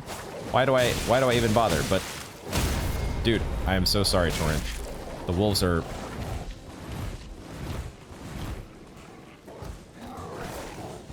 Why were these wolves so much riskier than the rest? Holy fuck. How did I miss that first swing? Okay.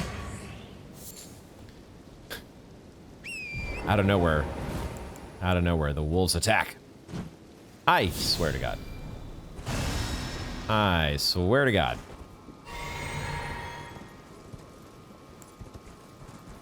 Back to what I was... I don't even remember what I was saying at this point. What was I even saying? We're exploring the other part of this plateau to make sure there's no other fun little, you know, bewitching branches or anything hanging out. We still have a catacombs somewhere. I don't know if I see the statue up on the hill up there. I don't know if we're going to get to that today. 1 catacombs per episode might be my limit.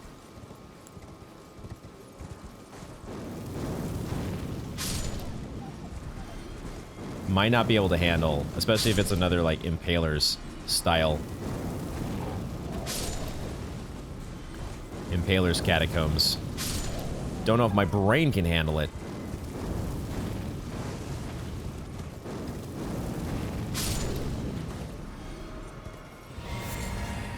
The Impaler's Catacombs already kind of broke my brain. Oh, there is an Everjail here, though. I think we had seen this. There is an Everjail. We'll get to that. Maybe that's the last thing we'll do, because we're close to leveling up. So let's keep exploring, and we're gonna explore up. We're gonna do a little bit of bones farming. And I was hoping for a little bit more of a splash damage effect there. No, never mind. Well, we're not doing bones farming after all. The herd has spread. The herd has dispersed. That really is the place, though, to get the beast bones when you need them. Let's head back up to the Erd tree. Oh, there's a jellyfish over there, I think, hanging out by the catacombs. Maybe. Maybe, maybe not. There's a couple jellyfish. I don't know. But we do have these Erd tree guardians. They also die in one hit to fireballs, provided that you are close enough.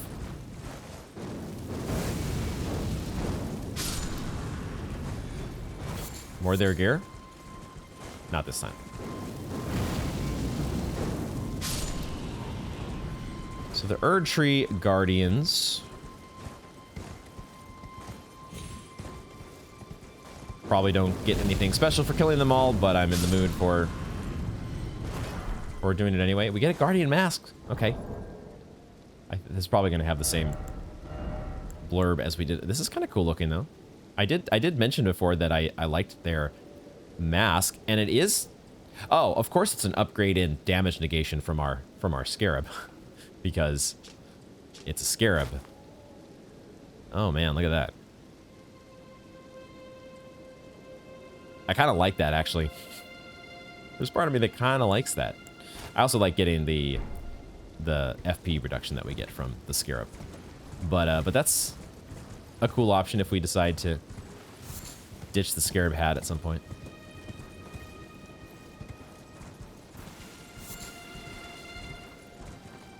We still don't know. We don't have an idea as to why there are jars. Broken and perhaps dismembered jars that are around these minor Erd trees. That is a mystery. Yet to be solved.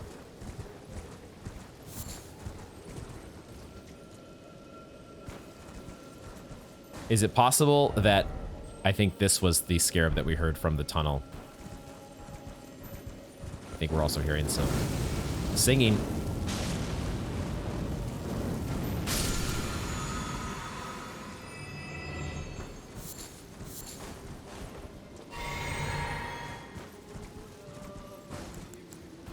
We're hearing the singing that we did from across the way.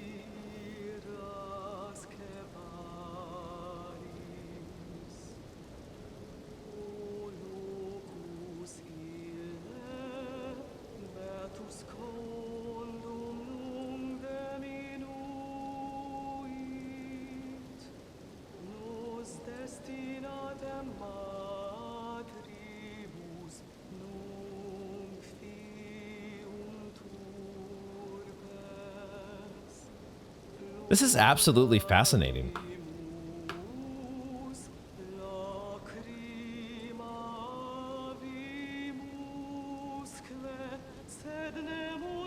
From all I can tell, this is just another enemy, right? We can just target this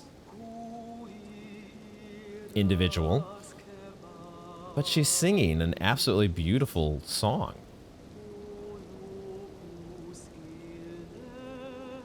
What is this all about? It sounds like it's Latin. This is one of those moments where I would probably be okay if somebody in the comments, I don't want to necessarily, like, maybe this enemy slash NPC, maybe it has like a backstory, maybe there's lore and a name to this person or individual. I don't necessarily want to know that stuff. But if anybody has, I don't know if there is a translation, if this is Latin or whatever language this is, if there is a translation as to what she's singing, just the words to the song, that would be kind of fun to know. If anybody has that information, I'd probably be okay. This is one of those rare moments where I'm usually like, don't tell me anything. I would really be curious to know what she's singing.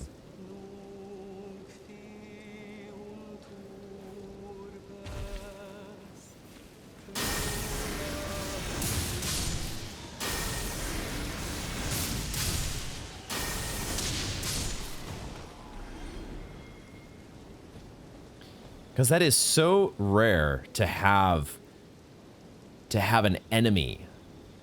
Just a random enemy. There was no mini boss bar. She didn't have any really sizable amount of health, although we are kind of overpowered for this zone. But singing like that.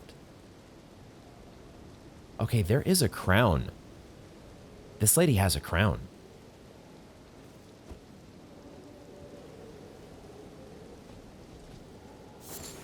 A sliver of meat, and a golden rune 6.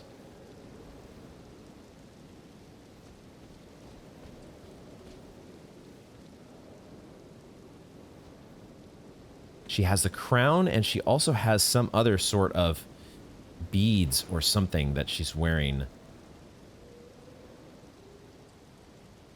I don't know if that would have been like a belt, or I think the term for what Merrick, I had been thinking of trying to know what the term was. It is a Renaissance belt is what Marika is wearing. It feels like this is, like this person was some sort of, I don't know, royalty? Was this a queen or a princess or something? This crown looks very intricate, but I could be making more of this than there really is. But this just seems so out of the ordinary.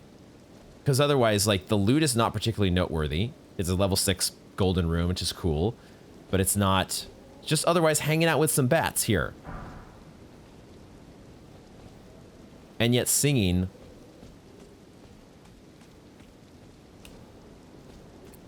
Such a haunting tune. Beautifully haunting. What a unique encounter. Like I said, I don't want to know exactly what that all is about. Like, if there's a backstory, like there may be, who knows, Vati might have a whole video dedicated to this one particular lady. I don't want to know that. Don't tell me who this is, if we even know who this is. I don't want to know details to either confirm or deny her importance to any part of the story. But what I would like to know, if anybody does know, the words to her song. I feel like that would be a reasonable thing to want to know. And maybe nobody knows. Maybe it's not that important. So one way or the other, I think I made myself clear. But I'm very, that's just, out of all the different things and enemies that we've seen throughout the FromSoft franchise, that's got to be up there as one of the most puzzling and intriguing encounters of them all. At least to me, intrigued is definitely the word. So that was definitely worth exploring more closely, more thoroughly around the Erd tree, the minor Erd tree. I still, every time, press the wrong button when I'm on horseback. Why do I do it? Let's see if there's anything else around here, but I think we have probably found the main thing that they wanted us to find other than the Erd tree avatar.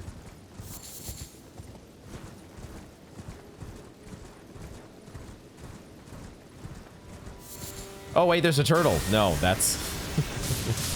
Never mind, we found the main event. The most important of all discoveries at the minor Erd tree. Has been discovered. Okay, I feel like that is, as we get our... Once again, a title reveal for the minor Erd tree. I think we have done the deed here. Done the deed? We have done the exploration near the minor Erd tree that I wanted to do, which means we are ready to... Well, I guess I didn't see these guys. These are the... What I think we have now learned is that the demi-humans at night are just red eyes. That's where the red eyes come from. It's just the fact that they are demi-humans at night. But, okay. Okay, I think we're good. Let's just check this set of ruins. Because I guess I didn't check the ruins. Because you never know, maybe there's a Deathbird. Deathbird number 3 now is what we would be finding. There are some sanctuary stones. Okay, cool. I think we have... I don't know why this random patch of grass is on fire. But other than that, I think we have explored the minor Erd tree. So, why don't we grab the rest of these smoldering butterflies, and then we will go level up, and then we will check out the Everjail. Let's do that. We're going to kill this one last... Just for the heck of it, we're going to kill one more Guardian. And then move on with our lives. Because that gets us just one step closer to getting to the next level. And we'll go to the Mausoleum site of grace, because that appears to be closer to the Everjail. How much do we need here? 1,000? Let's do that. 1,000 runes coming right up. 2 of these. Or we just do it like this. We just say 5 of these and just make things really simple. And now what do we level? Now I have to ask myself, what are we doing here?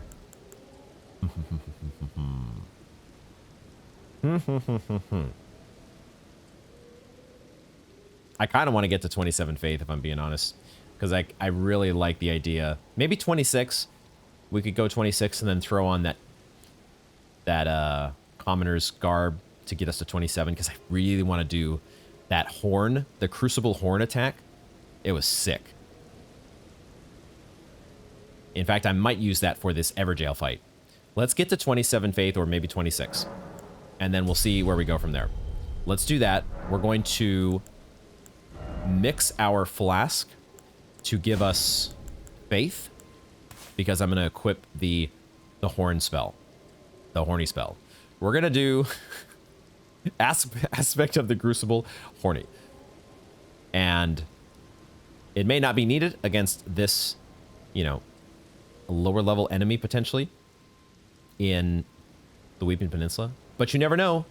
The Crucible Knight, the original Crucible Knight, was in Limgrave. Although I guess technically he was in the Stormhill portion of Limgrave, which maybe was meant to be a step up in difficulty in retrospect. Do we go with... What is better?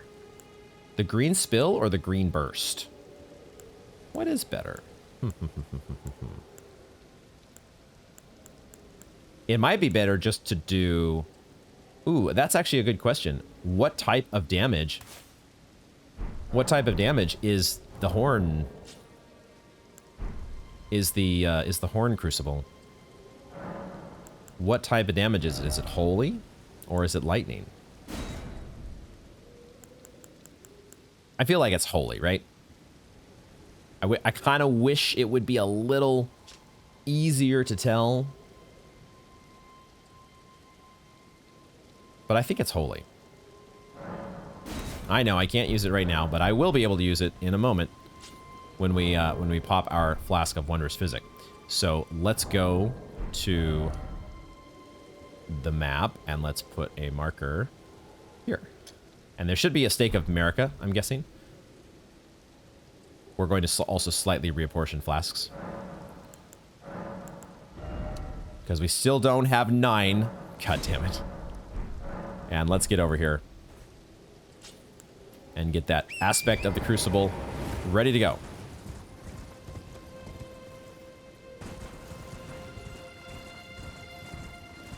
Everjail time. Who has been locked away this time? Will we find... Hopefully not another Crucible Knight. Hopefully not. I do see the Stake of America. Oh no, wait a second. This one requires a stone sword key? Hello? Oh my god. The Weeping Everjail. Holy shit. These motherfuckers are gonna... This is a pay to fight mini boss. Wow. I guess it only takes 1. And we have, what, 3? I guess we're using 1. Oh boy. What have I gotten myself into? What have I done? We're turning on the lantern. I don't know why. We're gonna do... We can turn on our... Activate our buffs when we're inside, right? I think I will keep... we'll keep that set up. And let's go into the Everjail. What have I done?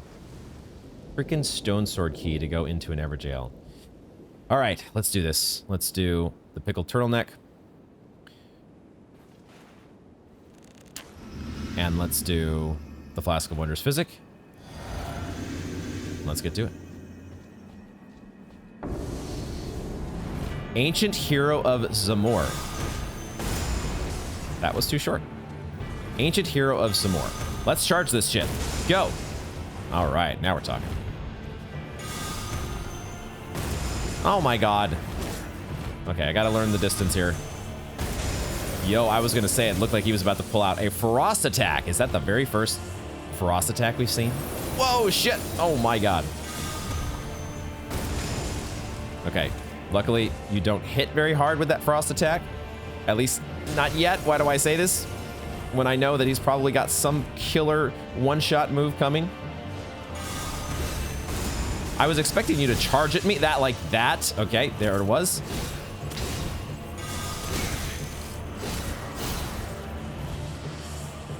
What I forgot to do here was activate my Bestial Vitality.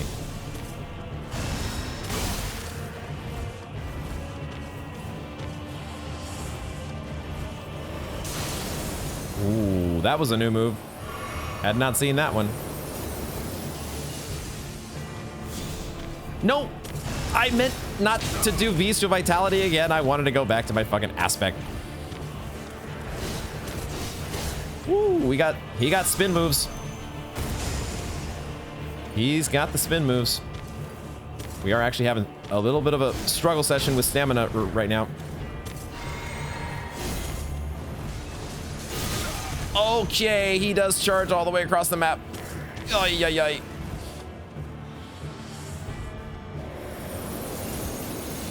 Let's drink.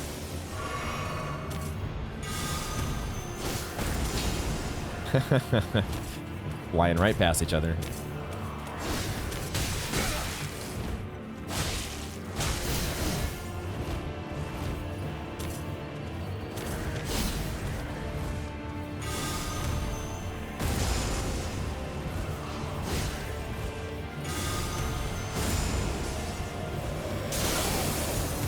I was afraid that that was the short-range attack.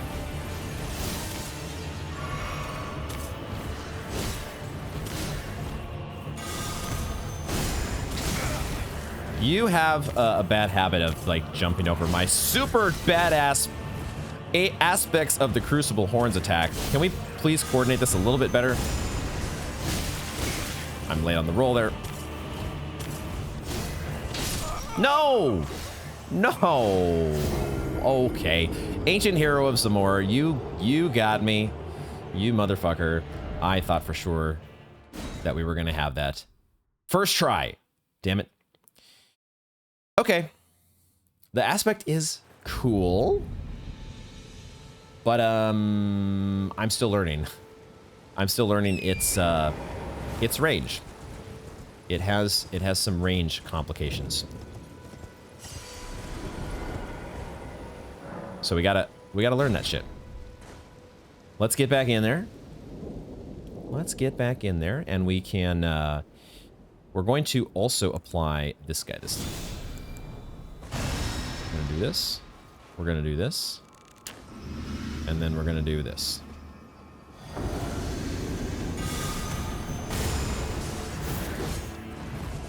I thought you had a backswing.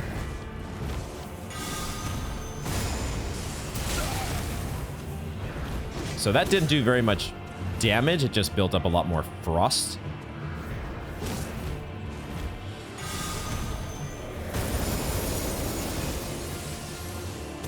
I went for a charge attack. That might not have been the best idea.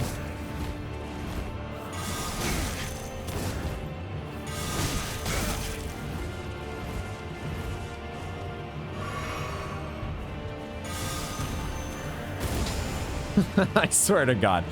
Okay, this attack is cool when it lands. I thought I rolled. Oh my God, I'm getting latency. Latency. Okay, this is his charge up. I see. So he's doing a charge up for phase 2. I think I missed that the first time.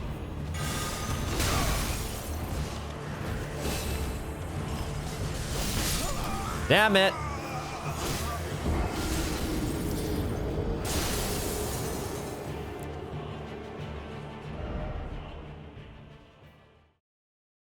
Let's try that again. We can get this guy. This is not going to be Crucible Knight. But there are some quirks. There are some things to watch out for. One of the things to watch out for is to make sure that what? Try to get closer. If we're gonna stick with this, you know, if we're gonna stick with the aspect the entire time, then we probably need to be in close range.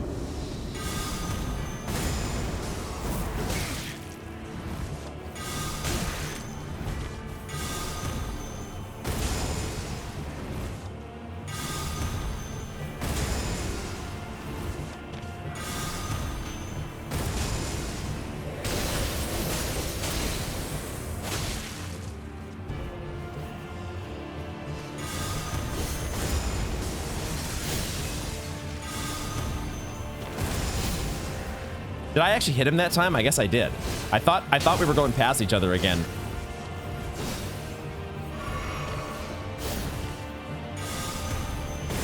I was hoping you would walk into it. Nice. Almost. I don't have enough mana.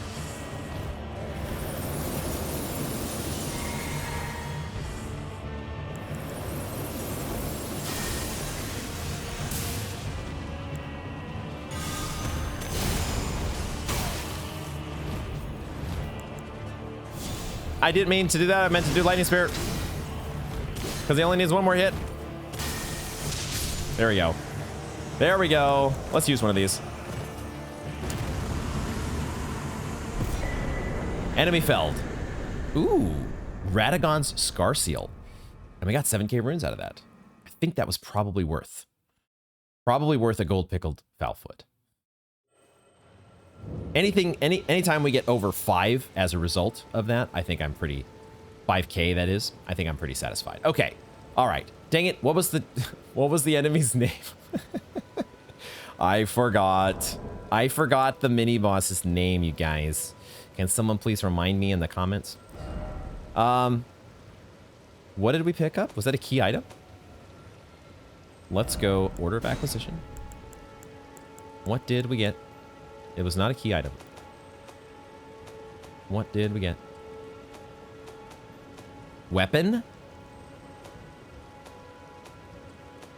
Oh my god, here we're at this portion of the program where Akinar tries to find... Oh, it was a talisman. Radagon's Scar Seal. I love this artwork.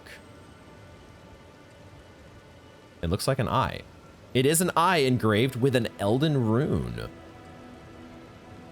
Not an Elden Ring, an Elden rune. Said to be the seal of King Consort Radagon. Raises vigor, endurance, strength, and dexterity, but also increases damage taken. These seals represent the lifelong duty of those chosen by the gods. That is sick artwork. Such a badass design. Now the question is, if we try to equip that, how much does it in fact change these attributes? It raises them by 3 each. Wow. And then it increases the damage negation, or decreases the damage negation, by quite a bit. Quite a bit. That lightning damage negation goes negative. Boy, if you're doing a quality build though, that is a pretty... Wow, wait a second. Also, I just realized if we put 1 more point in strength, this would allow us to wield the frickin'... Man, this seems like it could be pretty good. It's a little less good when we're doing, you know, when we're doing a faith build instead of a quality build. But it's still pretty sweet, I think. That might be worth playing around with. But either way, that is where we will wrap up this installment of Elden Ring. I totally forgot what that last boss was called, but we still made a nice bit of progress. We are close. We are getting closer. Man, we're very close to wrapping up the Weeping Peninsula here, but I am just out of time. I am just out of time for today. We have to wrap it up, but I'm excited to check out the last little bits and pieces that are left here in the Weeping Peninsula. And then, like, there's something interesting up here. Potentially another... Is it another one of these towers? Perhaps. We'll see what we find. But then we have to figure out where we're going next, and I think we're probably going to be heading back to the Siofra River and try to pick up there, because I want to find out more. I want to find out what happens when we light all the flames for the Hallowhorn grounds. Some stuff to be discovered. I am very anxious at some point to get into the rest of Liurnia as well. So much fun stuff to do. What are we going to do about the beast clergyman, though? Why are you mad at us? I know you ate too much death. Is there a cure? Will we ever find that out? Will we ever get back to the Celia crystal tunnels? Will we get to this finger reader crone? Will we help Alexander make it through his way into the Gale tunnel? The Jail tunnel, not the Gale tunnel. What am I talking about? The Gale tunnel. That's DS3. It's always so much fun though here in Elden Ring, even if you have to spend a freaking stone sword key to get access to an Everjail. But man, that talisman was pretty sweet. Maybe it's worth it. Maybe we're starting to get a good return on investment for our stone sword keys after all. Thank you all very much for joining me, and I hope to see you in the next one.